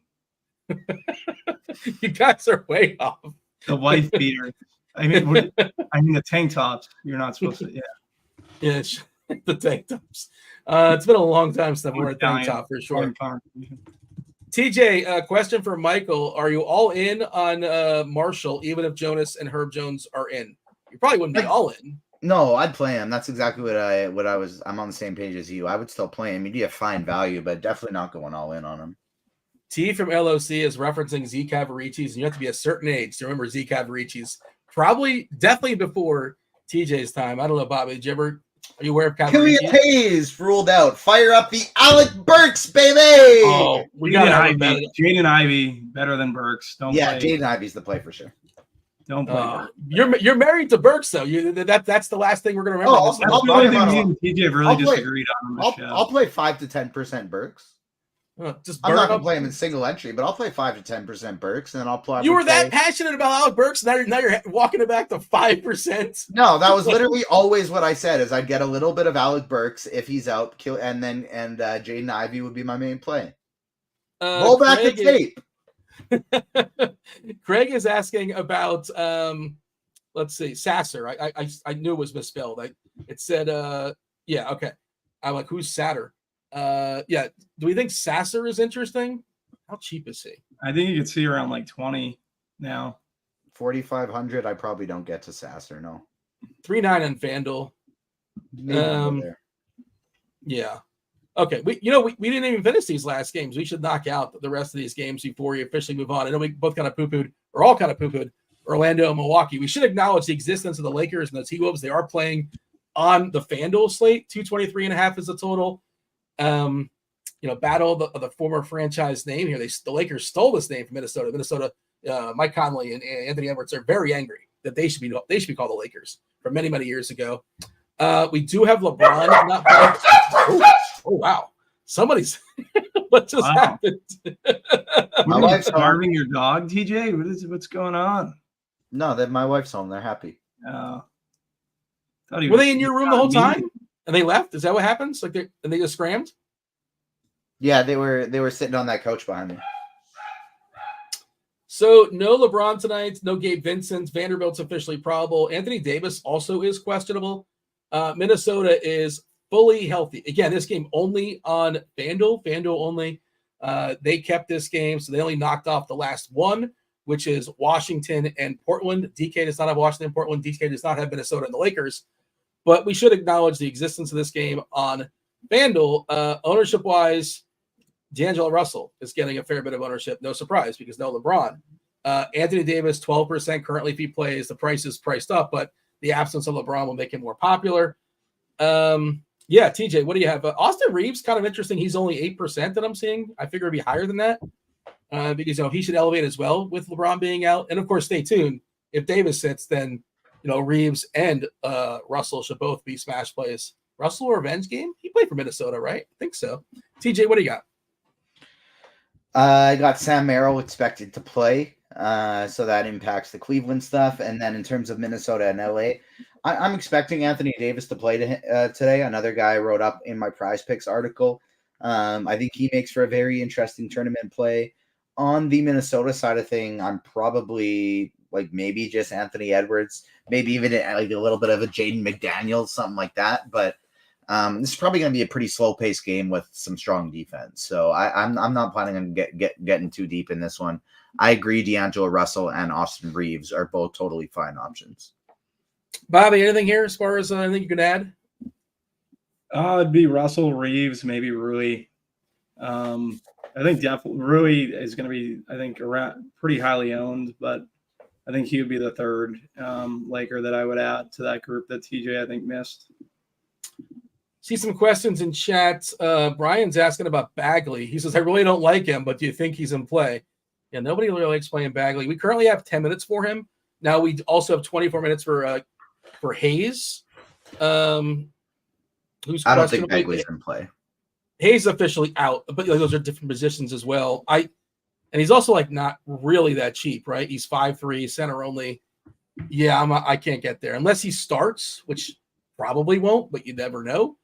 But yeah, I don't think I agree with you, TJ. Probably not going to make that happen. Could be Travis is asking TJ specifically, would you let Cole Anthony in the pool party if Suggs is out? Yeah, we don't know about Suggs. He's currently questionable. I would be okay with letting him in the pool party, but I don't think he's going to get to my pool party because I'm going to try and limit it as much as possible to really elite plays like Alec Burks. But no, in all serious, joking aside, I'd be fine with Cole Anthony for sure. If Suggs is out, if Suggs is in, probably not. But more so, like I would almost want Suggs and Joe Ingles to be out because they just have so many potential bodies if everybody's healthy. But Suggs and Ingles are both questionable. If they're both out, I would like Anthony more. I think he could put his feet in the pool. I don't know if he can fully jump in, but he can put his feet in the pool. They're probably going to start Gary Harris anyway. Like he probably wouldn't start. They rarely start him, but typically when he comes in, he generally sticks around. But yeah, certainly that's the only route to play him if we have Suggs being out. Let's see. Bobby, Sean wants to know. Oh no, this is specifically for TJ. How do you feel about that, Bobby? They're asking for TJ specifically. They're not saying Dean. They're not saying Bobby. I just wait in the corner, Dean. I just wait in the corner. Just wait in the corner. Sean wants to know TJ specifically. Zubac, FanDuel tournaments. Zubac or Jared Allen. Who do you prefer amongst those two? Jared Allen. How much does the New Orleans side affect Jared Allen? Meaning, like we know Zion's out. How much what if Jonas Valanciunas is out? What if, in addition to that, Cody Zeller's out? Then Jared Allen gets every rebound, right? I actually think it's bad for him. I would worry he gets ran off the court and the game goes small. But go small to who? Like Tristan Thompson? I think Jared Allen's minutes they're going to be his minutes. They don't have a lot of options. Like I wouldn't be. I don't think he'd just be sitting under the hoop collecting every rebound. I think it would be a fast-paced game, and you could potentially end up seeing something where like the tallest player on the court at the end of the game is Brandon Ingram. Okay, I'm gonna start thinking about Cleveland and like their options. Like Dean Wade's like not a guy that's like always gonna excel in a fast-paced game. Trying to think. Greg Porter, Sam Merrill, Karis LeVert, Max Strus, Gorgeous Niang. Isaac Okoro, there you go, instead of Niang. You're figuring out the five? Is that what you're doing? Yeah, I'm saying like I genuinely think that could be a closing lineup in this game in that scenario if JV's out. All right, Bobby, you're in the corner. The ball's coming to you. Brian wants to know, would you play Dunn on FanDuel in tournaments? How do we feel about Chris Dunn tonight? Any DK questions? No. Yeah, for me, well, I'll just so you know, Bobby, not to interrupt you, but he's 4'8" on FanDuel, 5'8" on DK. He looks really, really good on FanDuel, but he's going to be very popular over there. Yeah, he's going to be the chalk on FanDuel. I think a nice pivot off of Dunn on FanDuel is Simone Fontecchio at 4'8". Same price, half the ownership. Yeah, the FanDuel price is distinctly different too, right? 4'8" for Fontecchio on FanDuel, 6K on DK. Has anybody pointed out like the DK has lost their minds as far as pricing players? feel like we should have talked about that in the show. Don't harp on this, Dean. Don't harp on it. Such a harper. He is. Dean's a whiner. Dean's a whiner. I don't want to be that guy, but like somebody's got to say it, right? Somebody's got to point it out that DK's completely lost their minds. Isaiah Jackson is 6'7". Like, get out of town. We do have Crunch Time joining us.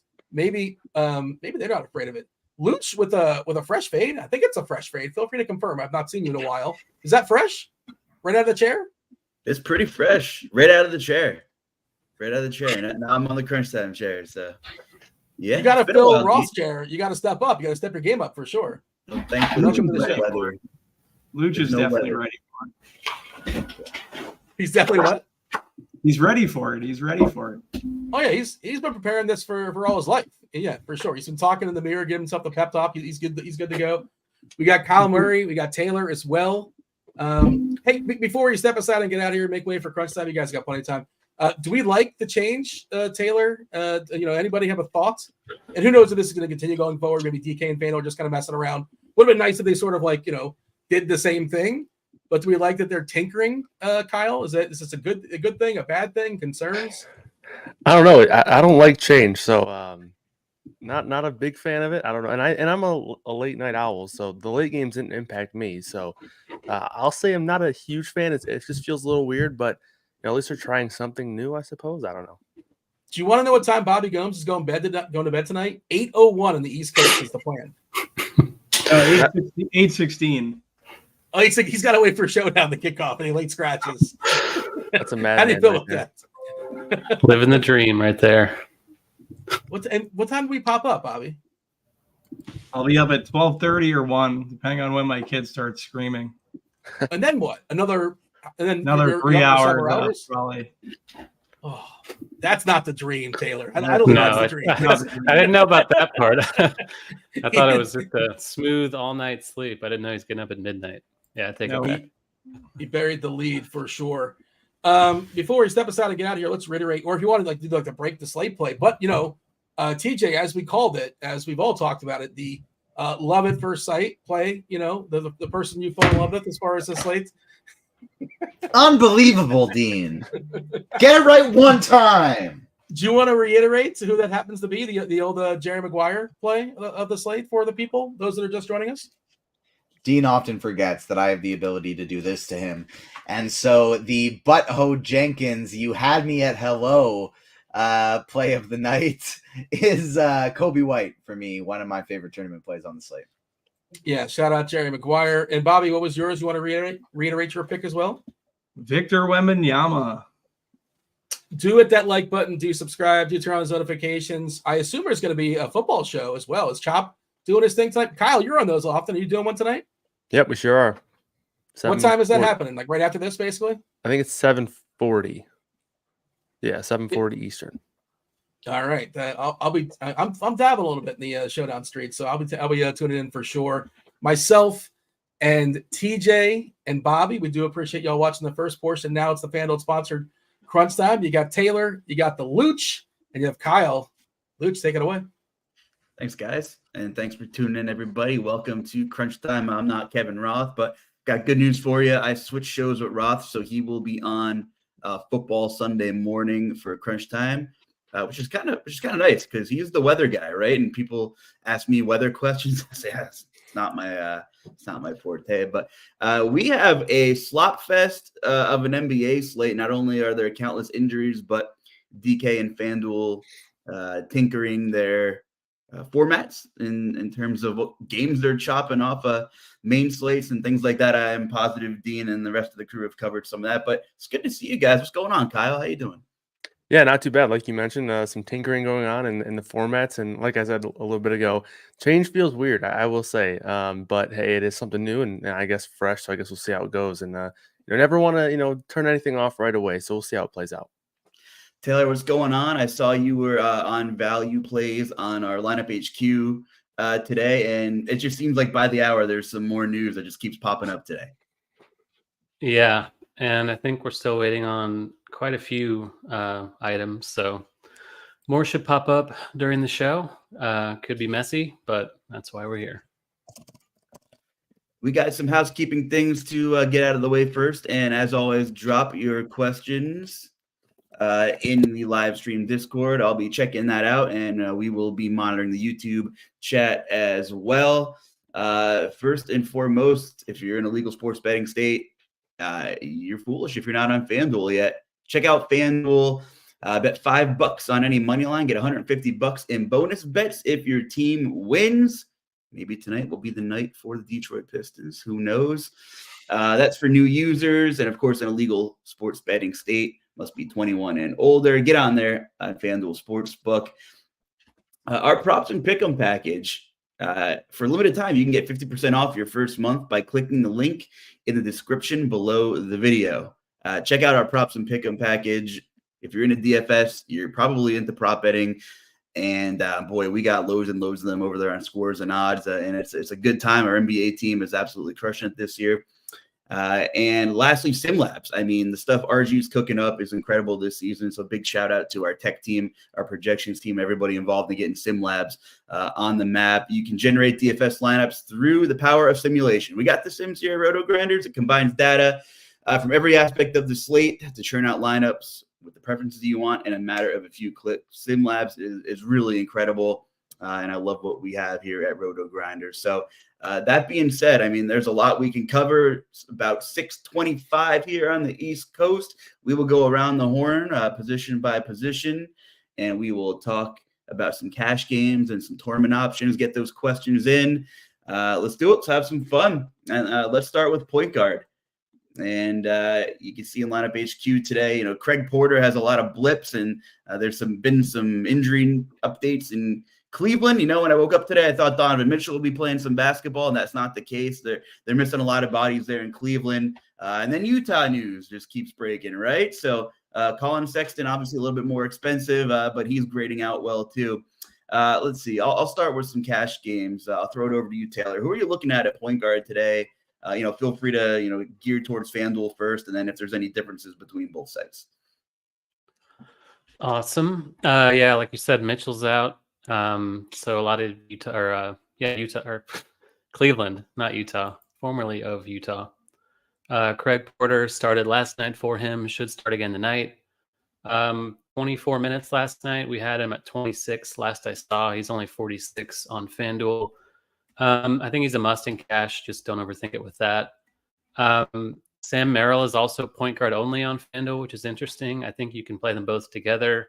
He's 4,100. We think he's going to play. He said he's going to play. So he was downgraded to questionable about 45 minutes ago, but good to go now. Not a must play, though. I'd much rather play Porter. Between the two, he's the bigger priority. You can pay up a little more to CJ McCollum. We got the Zion news that he's out. Still waiting on Valanciunas and Herb Jones for them, so they could be even more shorthanded here in a little bit. CJ is a great play either way. Colin Sexton, like you said, looks really good. Should see all the usage for the Jazz against the Pistons tonight. Game has kind of a high total and a tight spread, and it's a good spot for both teams. Sexton is priced up, but for the role, he's probably not priced up enough. FanDuel, we have the Laker game tonight. You can play D'Lo there. Don't love it. I think I'd rather play him at shooting guard if I do play him, but not a must in cash. I would like to keep the kind of a tight core of Porter, Merrill, Sexton, and McCollum. Chris Dunn's also in play. He's a lot cheaper on FanDuel than he is on DK. Utah, again, shorthanded tonight, especially in the backcourt. I think he's a fine value. Karis LeVert and Max Strus, two more Cavs. Good at shooting guard, good at small forward. I think they're probably better at shooting guard, but just because it's small forward, we have a few small forward only plays, DeMar DeRozan being one of them. Great matchup against the Spurs, revenge, if you're into the revenge thing. Brandon Ingram also over here. You can play him in either forward spot. Just like CJ, should see more usage with the Zion out, potentially even more if Valanciunas is out. Simone Fontecchio, yet another Jazz man we can play here, small forward only. He's 4,800. He's another guy that's a way better value on FanDuel than he is on DK. The Magic small forwards, maybe if you have a little more money to spend. Don't mind Bojan Bogdanovic here either on the other side of that Utah game. Pretty good usage for him. Good game environment, like we said. Shifting to power forward, Kelly Olynyk. He's popping into a ton of optimals over here, 5,600 on FanDuel. Definitely a better play at power forward just because center has a lot of opportunity cost as usual. Wembanyama, great play, great spend, either power forward or center as well. Against Chicago tonight. Don't mind Bogdanović here either at power forward. And center only, Vucevic is fine on the other side of the Wembanyama game. Jared Allen, you can play at power forward or center, but he is a little priced up.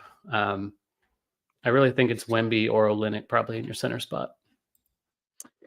We have some breaking injury updates here. As Derek mentioned in the YouTube chat, Marcus Smart is out. So what are your initial thoughts here, Kyle? Is that something you were maybe anticipating?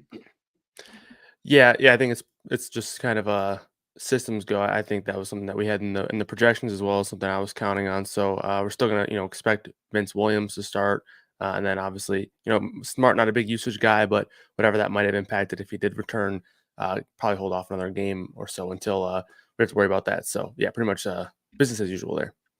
Taylor gave a really good breakdown of a bunch of cash plays, a bunch of guys who were kind of front of mind for me too. Kind of a smaller slate, and there's some really good spots, some really unique situations with usage and new roles. Is there anybody that's drawing a lot of projected ownership that you're thinking, like I might just have to play him or get exposure no matter what?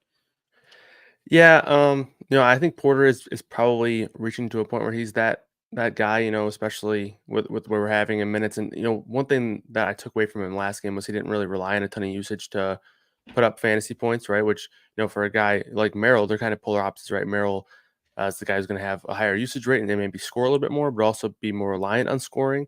Porter kind of filled up the stat sheet, had 6+ points and rebounds, as well as 3 steals, which can be a little bit volatile. But I would say, I think you could even make a case for still fading Porter again. Like we don't have him for a massive minutes projection. Like if this is a guy who's mid 4K and projecting for 32+ minutes, that's where it gets really difficult. But he is probably the closest guy to that, where you're probably just locking him in no matter what.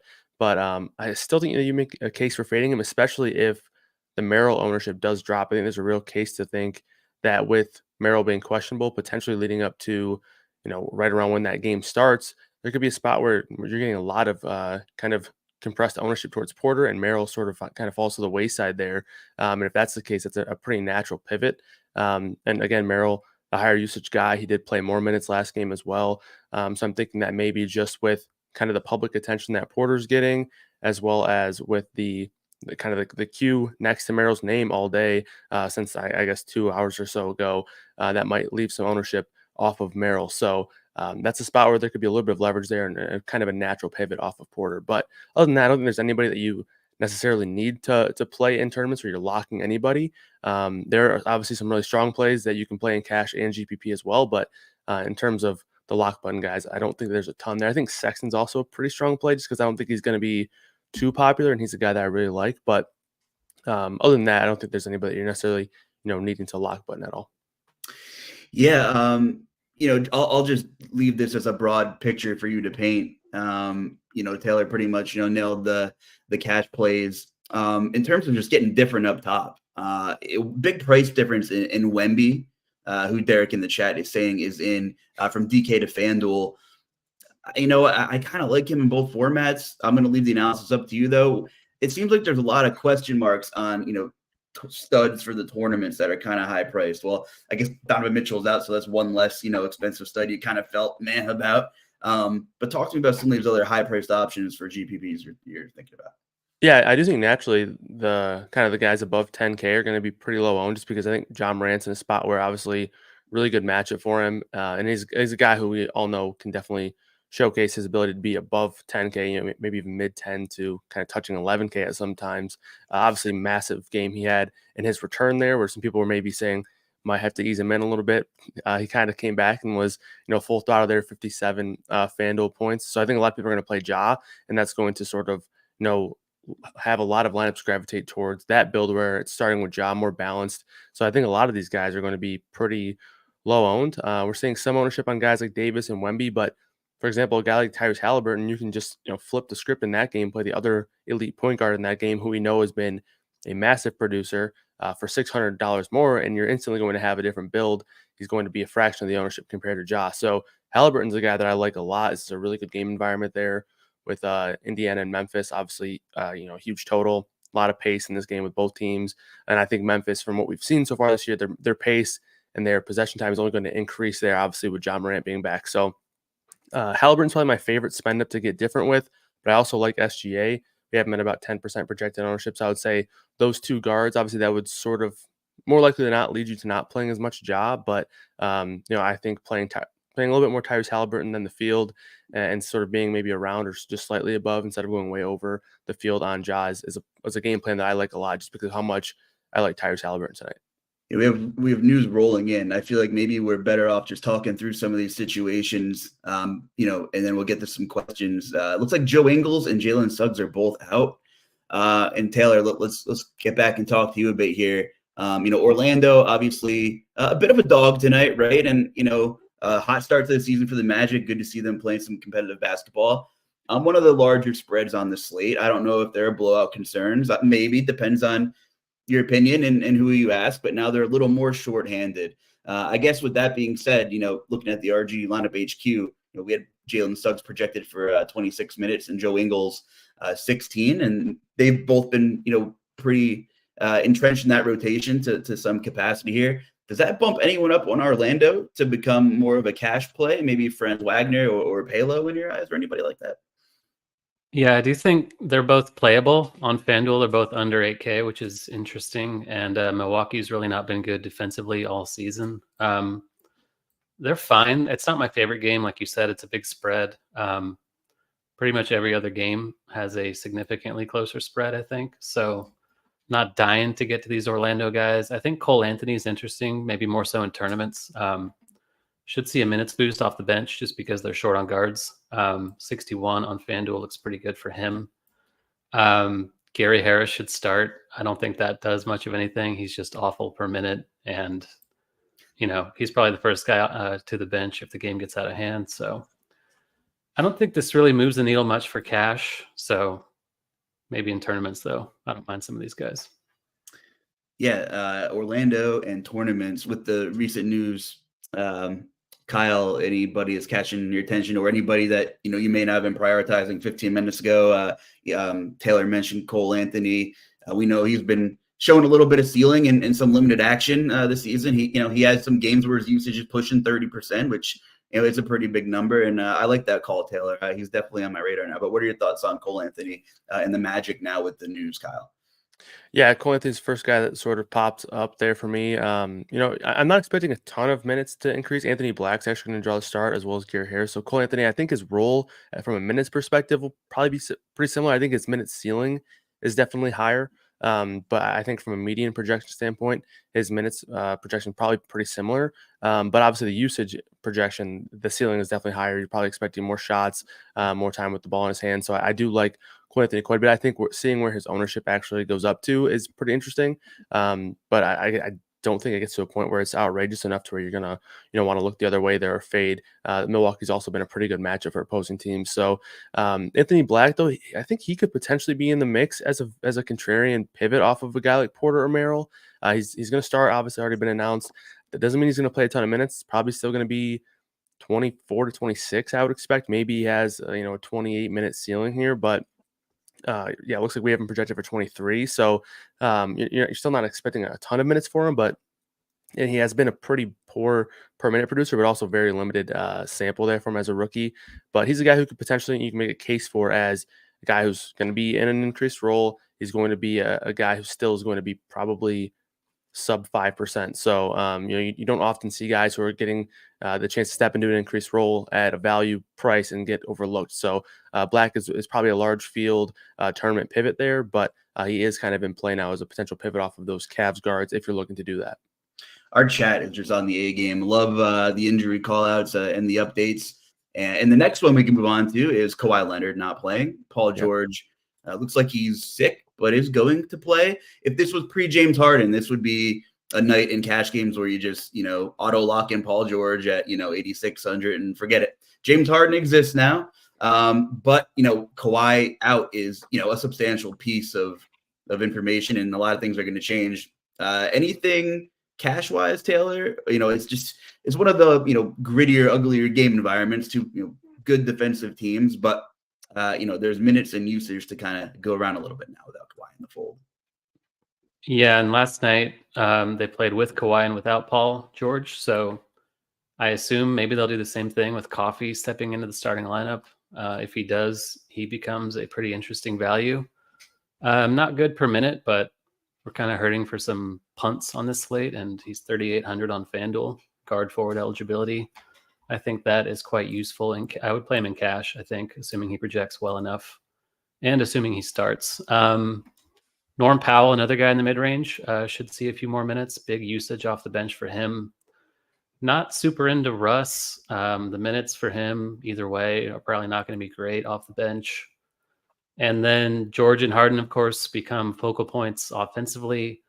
I'm not sure they become focal points for cash necessarily, but I wouldn't say either's too expensive either. Maybe more of a tournament thing, but obviously they're a lot more appealing now that Kawhi's out. That's a lot of usage that they're vacating all of a sudden. So yeah, I guess we'll kind of see where projections land in a few once they update. Yeah, Kyle, I'll throw that over to you. Thoughts on the Clippers now that we have that news? Yeah, I mean, I think obviously you can throw a couple guys in play in terms of tournaments, and then obviously cash as well. But Terrence Mann is also a guy that sticks out. We had him, pre-Kawhi news projected for 27 minutes.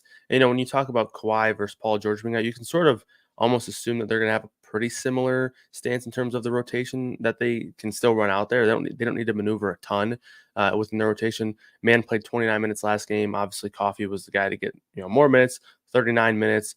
Probably not seeing 39 minutes again, but you do kind of understand that he's probably going to be in line for a pretty sizable role there. So Coffee's probably the cash guy. Mann could be a tournament pivot there, who I think probably gets a bit overlooked there, considering he's been getting minutes, 26 plus minutes in 3 straight games. Hasn't really done anything with him. People are probably going to look at the box score and sort of look away pretty quickly. But he's another guy who can, he can rack up the stocks, which is always helpful on FanDuel. So I think Mann's a pretty interesting tournament play. Same for Norm Powell. I agree with Taylor's take on Westbrook, but I still think you can play him in tournaments. I don't think you're expecting a ton of, a minutes boost for him here. Obviously, he only played 23 minutes last game.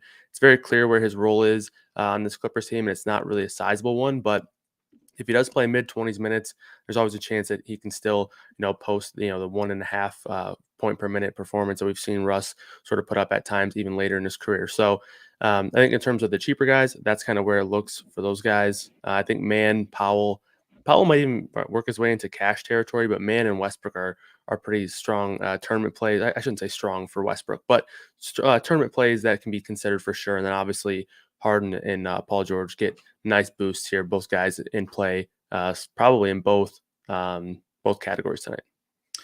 We may as well hit as many of these injury situations as we can. I think it's worth the conversation. And New Orleans, obviously, no Zion. Valanciunas looks like he's going to play. Tight spread, close game. It looks like, a 225, 226 total. In the NBA, that's nothing anymore, right? It's kind of pathetic. 5-10 years ago, it's like 225 total, hammer the game, right? But, Cleveland's missing some parts, though. If you're looking at Pelicans players, the Cavs are kind of vanilla matchup. Play fairly slow. They're still like top third of the league in defensive rating. But, obviously you have some guys who can score in that team like Brandon Ingram. For the matchup when the day started, looked, a little overpriced or just about right. And now you put Zion out and things might change. And of course, CJ McCollum, and with the new, as Dean labeled, DraftKings going crazy with pricing, McCollum looks like a decent kind of high floor play, regardless of the matchup without Zion. Valanciunas, I think, makes for an interesting tournament option. I never get that damn guy right, though. It's going on about a decade now. But what are your thoughts on New Orleans here? Thoughts on McCollum, Taylor? I guess, if I just had to think of cash games, his price is fair, and he's a guy that usually never kills the lineup. So that's the first guy that I would maybe consider, I guess, if I'm looking at the Pelicans for cash. Yeah, I think he and Ingram are both kind of staples of your cash build. on both sites, both under 8K on DK as well. Like you said, McCollum generally has a high floor, plays a ton of minutes. Game has a pretty tight spread now as well. I think Valanciunas is also pretty good on DK, 7,200 now that he's confirmed to be in. Cleveland plays big with Jared Allen most of the game. I'm not scared about Valanciunas maybe getting run off the floor in this matchup. That's generally what you want out of him. Minutes are the real issue with him. Per-minute production is always there. I think Najee Marshall is even in play for cash. He's only 41 on DK. The absence of Zion does open up a lot of minutes at the forward spot. With Trey Murphy being kind of priced up, I'm not super into that. They still have plenty of wings. They can shuffle in and out of the lineup even with Zion out. But Marshall would be the guy as a value that I would probably get to the most among the cheaper Pelicans. Yeah, I feel like, if I'm multi-entering, maybe that's where I'd use a build rule and put, max of one between Marshall, Murphy, and I don't know, maybe even Herb Jones if you think, not two of them won't get there. But I do like Trey Murphy. I don't know if I'd use him in one lineup for tournaments, but I think, with how tight the pricing's been, it's he's definitely interesting. Yeah, thoughts on these forwards for tournaments? It's a good segue here. Kyle, what are your thoughts for the Pelicans? Yeah, I think, you definitely have some guys in play, pretty thin rotation from, I guess mid-season NBA perspective, but obviously in terms of game total, comparing it to the rest of the slate, there's not a ton here, but that's always also going to lead to, maybe some lower ownership because you do have a good spot where one of the, key usage players is out and a fairly, smaller rotation than you're typically expecting a team to typically do where we're projecting currently. So Murphy, I think, is in play. He's not really a high. He's had some upside games, but he's not really a high upside play, and he's. I prefer him on DraftKings just because of the 3-point shooting upside. You get the bonus there. It's not a massive deal, but it's all you're always looking for something there. 5.5, I think, is a fine price. I don't know if I love him for tournaments just because I don't think his ceiling is all that high, especially in a game without a high total. But I think he's still fine at 5.5. Herb Jones, I think you can make a case for at 5.7. He's a guy who I prefer on FanDuel just because of the stock upside that he has. He can go out there and rack up 4, 5, 6 stocks, and I don't think anyone would really be all that surprised. So I think on FanDuel you could prefer Jones. DraftKings could be Murphy. I think Najee Marshall's also in play. I don't think you need to here at this point now with all the additional value opening up, but earlier on in the day, he was looking as a kind of a value tournament contrarian play, but don't necessarily think you need to go there now. But McCollum and Valanciunas, I still think that there's going to be somewhat of a leverage play here between the price. We have McCollum for 31% right now on FanDuel. I wouldn't be surprised that actually comes in lower. Now, especially with more value opening up, I do think people probably have more flexibility salary-wise, get up a little bit more in terms of price. They sort of, leave McCollum out of their builds because of this game, not necessarily being one of the higher scoring games on the slate. And McCollum, the price is just really good at 7.6. Same goes for Valanciunas and even Ingram. I think Ingram's probably the first click for most people if they're playing a Pelican. Valanciunas, I think, naturally just have lower ownership because he's a center. But yeah, I think all three of these guys, I wouldn't even be surprised to see, these guys come in under where we're currently projecting ownership-wise just because of the way the news has fallen. So I'd actually take the under on all of these guys' current ownership projections on FanDuel. So I think they're all pretty strong tournament plays. If it's cool, let me segue to the Memphis-Indiana game, which, should be the game of all games on the slate. But we mentioned there wasn't originally a ton of cheap value, comfortable cheap value on this slate, a couple hours ago. Still not a ton, but a lot of popular mid-range plays are popping up, whether it's, Chris Dunn, Sexton, whether you're using Ingram or McCollum, like these guys that aren't, 9, 10K make a lot of sense now. That being said, I just did a refresh on Lineup HQ. On FanDuel, it doesn't look like there's anybody in this game carrying more than 20% projected ownership right now, give or take, of course. So that being said, there was such hype around this game and a really tight spread and a high total. Taylor, is there anybody that you think is a necessity in this game? I know Ja was, gaining some steam around the industry pretty much all day. Looked great in his first game back, right? 34 minutes, usage rate over 40. I guess I would just feel a little weird if I was playing like a high floor lineup and didn't have any part of this game. But with all the news that broke, like there are a ton of guys that are in enhanced roles right now. So how are you handling this game tonight for cash? For cash, I do think Morant is still in play for sure. If you have money to spend, we're getting more value a little bit. So if you're spending up, playing the guy against the Pacers is generally a pretty good idea. 35 minutes in his first game back.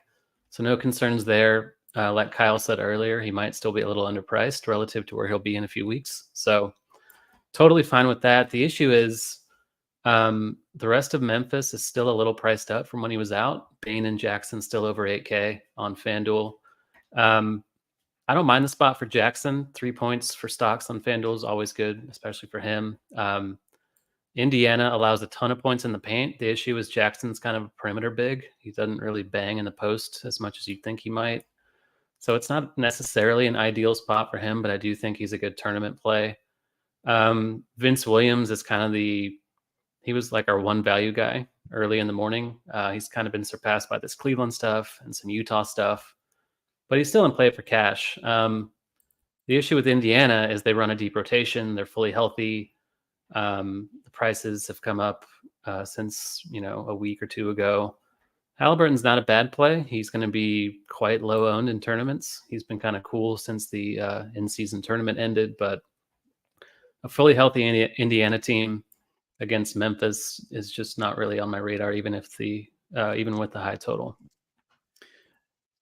Kyle, do you have any additional thoughts on this game? I thought Taylor made a good point. Like Bane, Jackson, still a little pricey, but I mean, damn, that game environment, any one of those guys could really have a ceiling game. Just tough to say who it's going to be in this situation.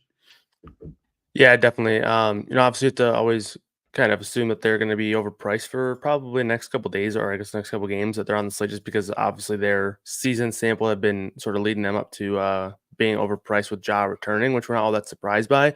But, Bane, although he had a terrible game last time out, he scored 21 points still. He had a 29% usage rate. So, some of his underlying numbers look fine. Obviously, just didn't really produce anywhere else. He only had 1 rebound, 4 assists, no stocks, and then 4 turnovers as well. So all those things sort of lead to just a pretty lackluster game from Bane. But some of the underlying numbers weren't too bad. So Bane, I would probably prefer slightly over Jackson, but on DraftKings anyway. But on FanDuel, Jackson obviously with the stock upside, we know what he can do. Although it's been lower than in kind of years past, but regardless, though, we know he has the upside to do that. He had 3 blocks last game. So yeah, I think both those guys are pretty strong tournament plays. I still do like Halliburton as a pivot off of Morant, but I think Morant is kind of the safer play, especially with the decreased price tag and the discount off of Halliburton. But yeah, I think you can go to any of these top 4 guys and feel pretty good about them as tournament plays. I still think that Vince Williams is in play as a value option. There's probably a pretty good case to be made that his ownership is going to potentially drop or at least not rise with all this news going on. So, at 5K, guys projecting around 20%, you could definitely do worse from a chalk perspective. So I still don't mind Williams either. Got about 10 minutes before lock. Let's roll through some questions. If I missed you, I apologize. Just yell at me, and I'll do my best to circle back here. I'm going to start over in the live stream Discord. Got a DK tournament question, so I'll throw it over to you, Kyle. DK tournament, straight up. Would you rather have Chris Dunn or Norman Powell? Yeah, so Dunn is announced as a starter. From a tournament perspective, though, I'll still take Powell. I think he has just a slightly higher ceiling here. Okay. Here's a fun one. Any revenge narrative with Harden coming back to OKC? Is this too far in the past, or did it cross your mind at all, guys? It's not only him. It's you got Harden, you got Paul George, you got Westbrook. They're all old Thunder guys. So the whole team kind of has a revenge thing going on. So maybe the Clippers will score 200 points. Maybe they will. FanDuel single entry. Who are your favorite studs? I'll throw it over to you, Kyle. I mean, if you're gun to head, you have one lineup. Who are you plugging in for single entry today? I'm going Ja if I have to play one person in single entry, but if I'm looking to be slightly more contrarian up top there, give me Halliburton. Here's a really good cash question. 2v2 from NBA DFS, Taylor. It's Ingram and James Harden or Wemby and McCollum for FanDuel cash. That one is super close. I think you're fine either way. I would side with Wemby and McCollum, though, myself. All right. Got a DK GPP 2v2 question for you, Kyle. Would you rather have Chet and Coffee or Fontecchio and Norman Powell? I will take the first side there with Coffee. Okay, I'm sticking right here. FanDuel singular entry question for you, Kyle. Would you rather have Ingram or Jaren Jackson? He's also playing John Morant, if that matters. John Morant, he's French. Yeah, I do think that it's pretty close, but I'll take Ingram slightly, and then you get the added boost of not necessarily negatively correlating there with Ingram over Jackson. So I'll take Ingram. All right, Taylor, I don't want you to get bored, so I'm going to give you a tournament question. Would you rather have Jaden Ivey or Chris Dunn? I'll take Ivy. I think Dunn might be more popular. All right. FanDuel 3v3 for cash. We're sticking with you, Taylor. I spoke that into existence. Would you rather have FanDuel 3v3 cash, Wembanyama, Olynyk, and Najee Marshall, or Levert, Bogdanovich, and Allen? I think the first one with Wemby. Yeah, I think that's a look too. I'm with that. DKGPP. Kyle, would you rather have Portis, Dunn, or Murphy? Give me Dunn. FanDuel cash question. Taylor, what's your thoughts on playing Merrill and Porter together? Is that okay? Yep, totally fine in cash. Okay. DKGPP, J-Val or Chet? Straight up, Kyle. Give me Joe Val. All right, sticking right with you. A question from D-Rock in the chat. Lopez or Olynyk for tournament? I do think Olynyk's gonna be popular, but I'll still take Olynyk there. One more. FanDuel tournament. Sticking right here, Kyle. FanDuel GPP. Last piece. Drummond. Woo, Drummond. What year is it? I love it. In a little mini game stack. Or Isaiah Stewart. I'll go Stewart. Okay, cool. I'm going to bounce back to the YouTube chat here. Let's see. John, I think we covered a lot of your questions about JJJ and JVal. A lot of J's in there. What's your okay? Here's a good one from Pinder. Best high pay up player on DraftKings. You mentioned Ja. Kyle, Taylor, what's your take? Who's your favorite stud tonight for tournaments? Tournaments, maybe Harden now that we have no Kawhi for them. Wemby's up there. I don't mind Cade Cunningham, honestly, on the other side of that Utah game. I don't think anyone's really playing him. And, that game has a tight spread. Utah's poor defensively. So I like that quite a bit. And he's coming up a nuke. I mean, he was really efficient, but he, sometimes that carries over. James Wiseman going overlooked. That's King in the YouTube chat. Any James Wiseman love tonight, guys? No. Yeah, 14 projected minutes, so not Definitely enough. Not for cash. No. Yeah. No way. All right. Ayton or Zubac? Who will score more total points? I'll leave that up to either one of you guys. I'll take Zubac there. Okay. Kyle, question from Brian in the chat. For DKGPPs, would you rather have Najee Marshall or Zaire Williams for DKGPPs? Give me Marshall there. All right. Let's see here. Best cheap power forward on FanDuel for tournaments. You guys have any thoughts on best cheap power forward? Let's see. In terms of real cheap, Marshall's probably the first guy that pops for me, but Olynyk's 5'6", depending on what the definition of cheap here is. So I would either say Olynyk, or if you need a real cheapie, Marshall.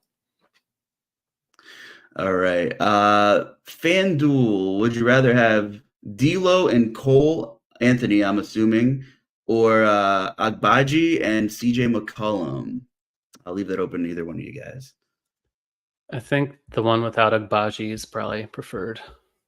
Okay. Looking back at the Discord, DKGPP, Olynyk and Jaren Jackson, or Valanciunas and Bogey. Kyle, who would you rather have? I'll take the first side there. Okay. FanDuel cash for you. Taylor, would you rather have Paolo Banchero or Jonas Valanciunas straight up for cash tonight? I would side with Valanciunas just because I think Orlando could get blown out and they're both in good spots. All right. Let's stick. I got a question for you. I'll leave it here, Kyle. What do you think Olynyk's minutes are going to be like tonight? I would say probably mid to low 20s, probably 24 to 26 is the range I would probably put him at. We saw him be around there even with Collins returning. So I think they're pretty safe in that range. Taylor, I'm going to ask you this question. Rukin in the chat says DKGPP.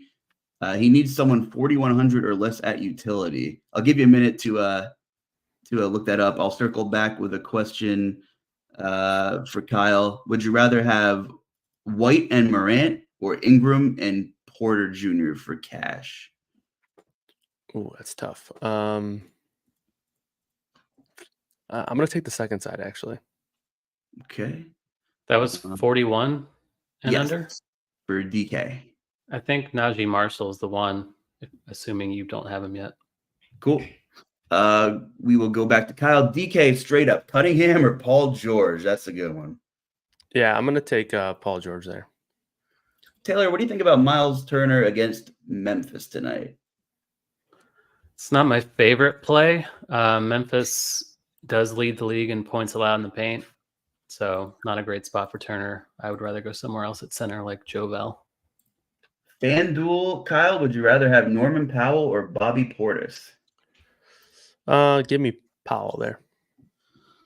Cool. I think I covered everything. 6:58. Blast us out a message if I missed your question. Yeah, our format was a little different tonight, but the key critical injury news was rattling off as we were on the air here, and I thought that time was definitely more valuable than going position by position for probably the 500th time today and whatever you guys were reading or listening to. So, adjusting to injuries is the name of NBA DFS. Oh boy, we got a dumpster dive question from Steve in the Discord for DK tournaments. Robinson Earl or Tristan Thompson, boys? What do we think there? I think it's Thompson. He's kind of playing off the bench, and they're without Mobley. I think I'd go Thompson. Yeah, I think it's got to be Thompson. Although, if you're really diving down there, I guess Drummond's kind of out of that price range now. But yeah, I'll go Thompson. Man, we got Tristan Thompson, we got Andre Drummond. It's like it's 2016 again. So it's good times.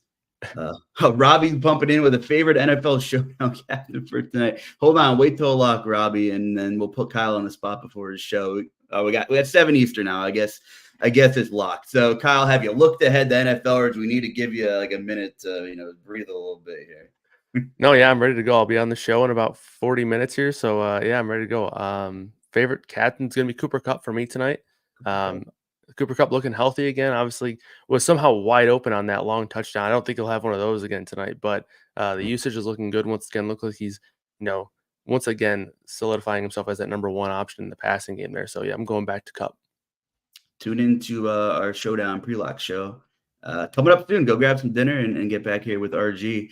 You guys got anything else? Anything? I did a lot of talking, probably too much. And I apologize for that. But anything else you want to get off your chest before we head out of here? I think we kind of skirted past Kobe White, but he's a really good tournament play again. Just kind of crushing lately, big minutes, great matchup tonight. Get yourself some Kobe White in tournaments. Yeah, I know TJ mentioned him quite a bit on GrindersLive, so glad to hear that. Good to see him playing some good ball and taking advantage of the minutes too. He was a bucket at UNC, and who knows where Zach LaVine will be in 2 months. I don't know. I'm a Sixers fan, and honestly, I hope he stays away from Philly just because I like the guy who's handling the ball quite a bit right now, and I don't want another chef in the kitchen there. Been there before.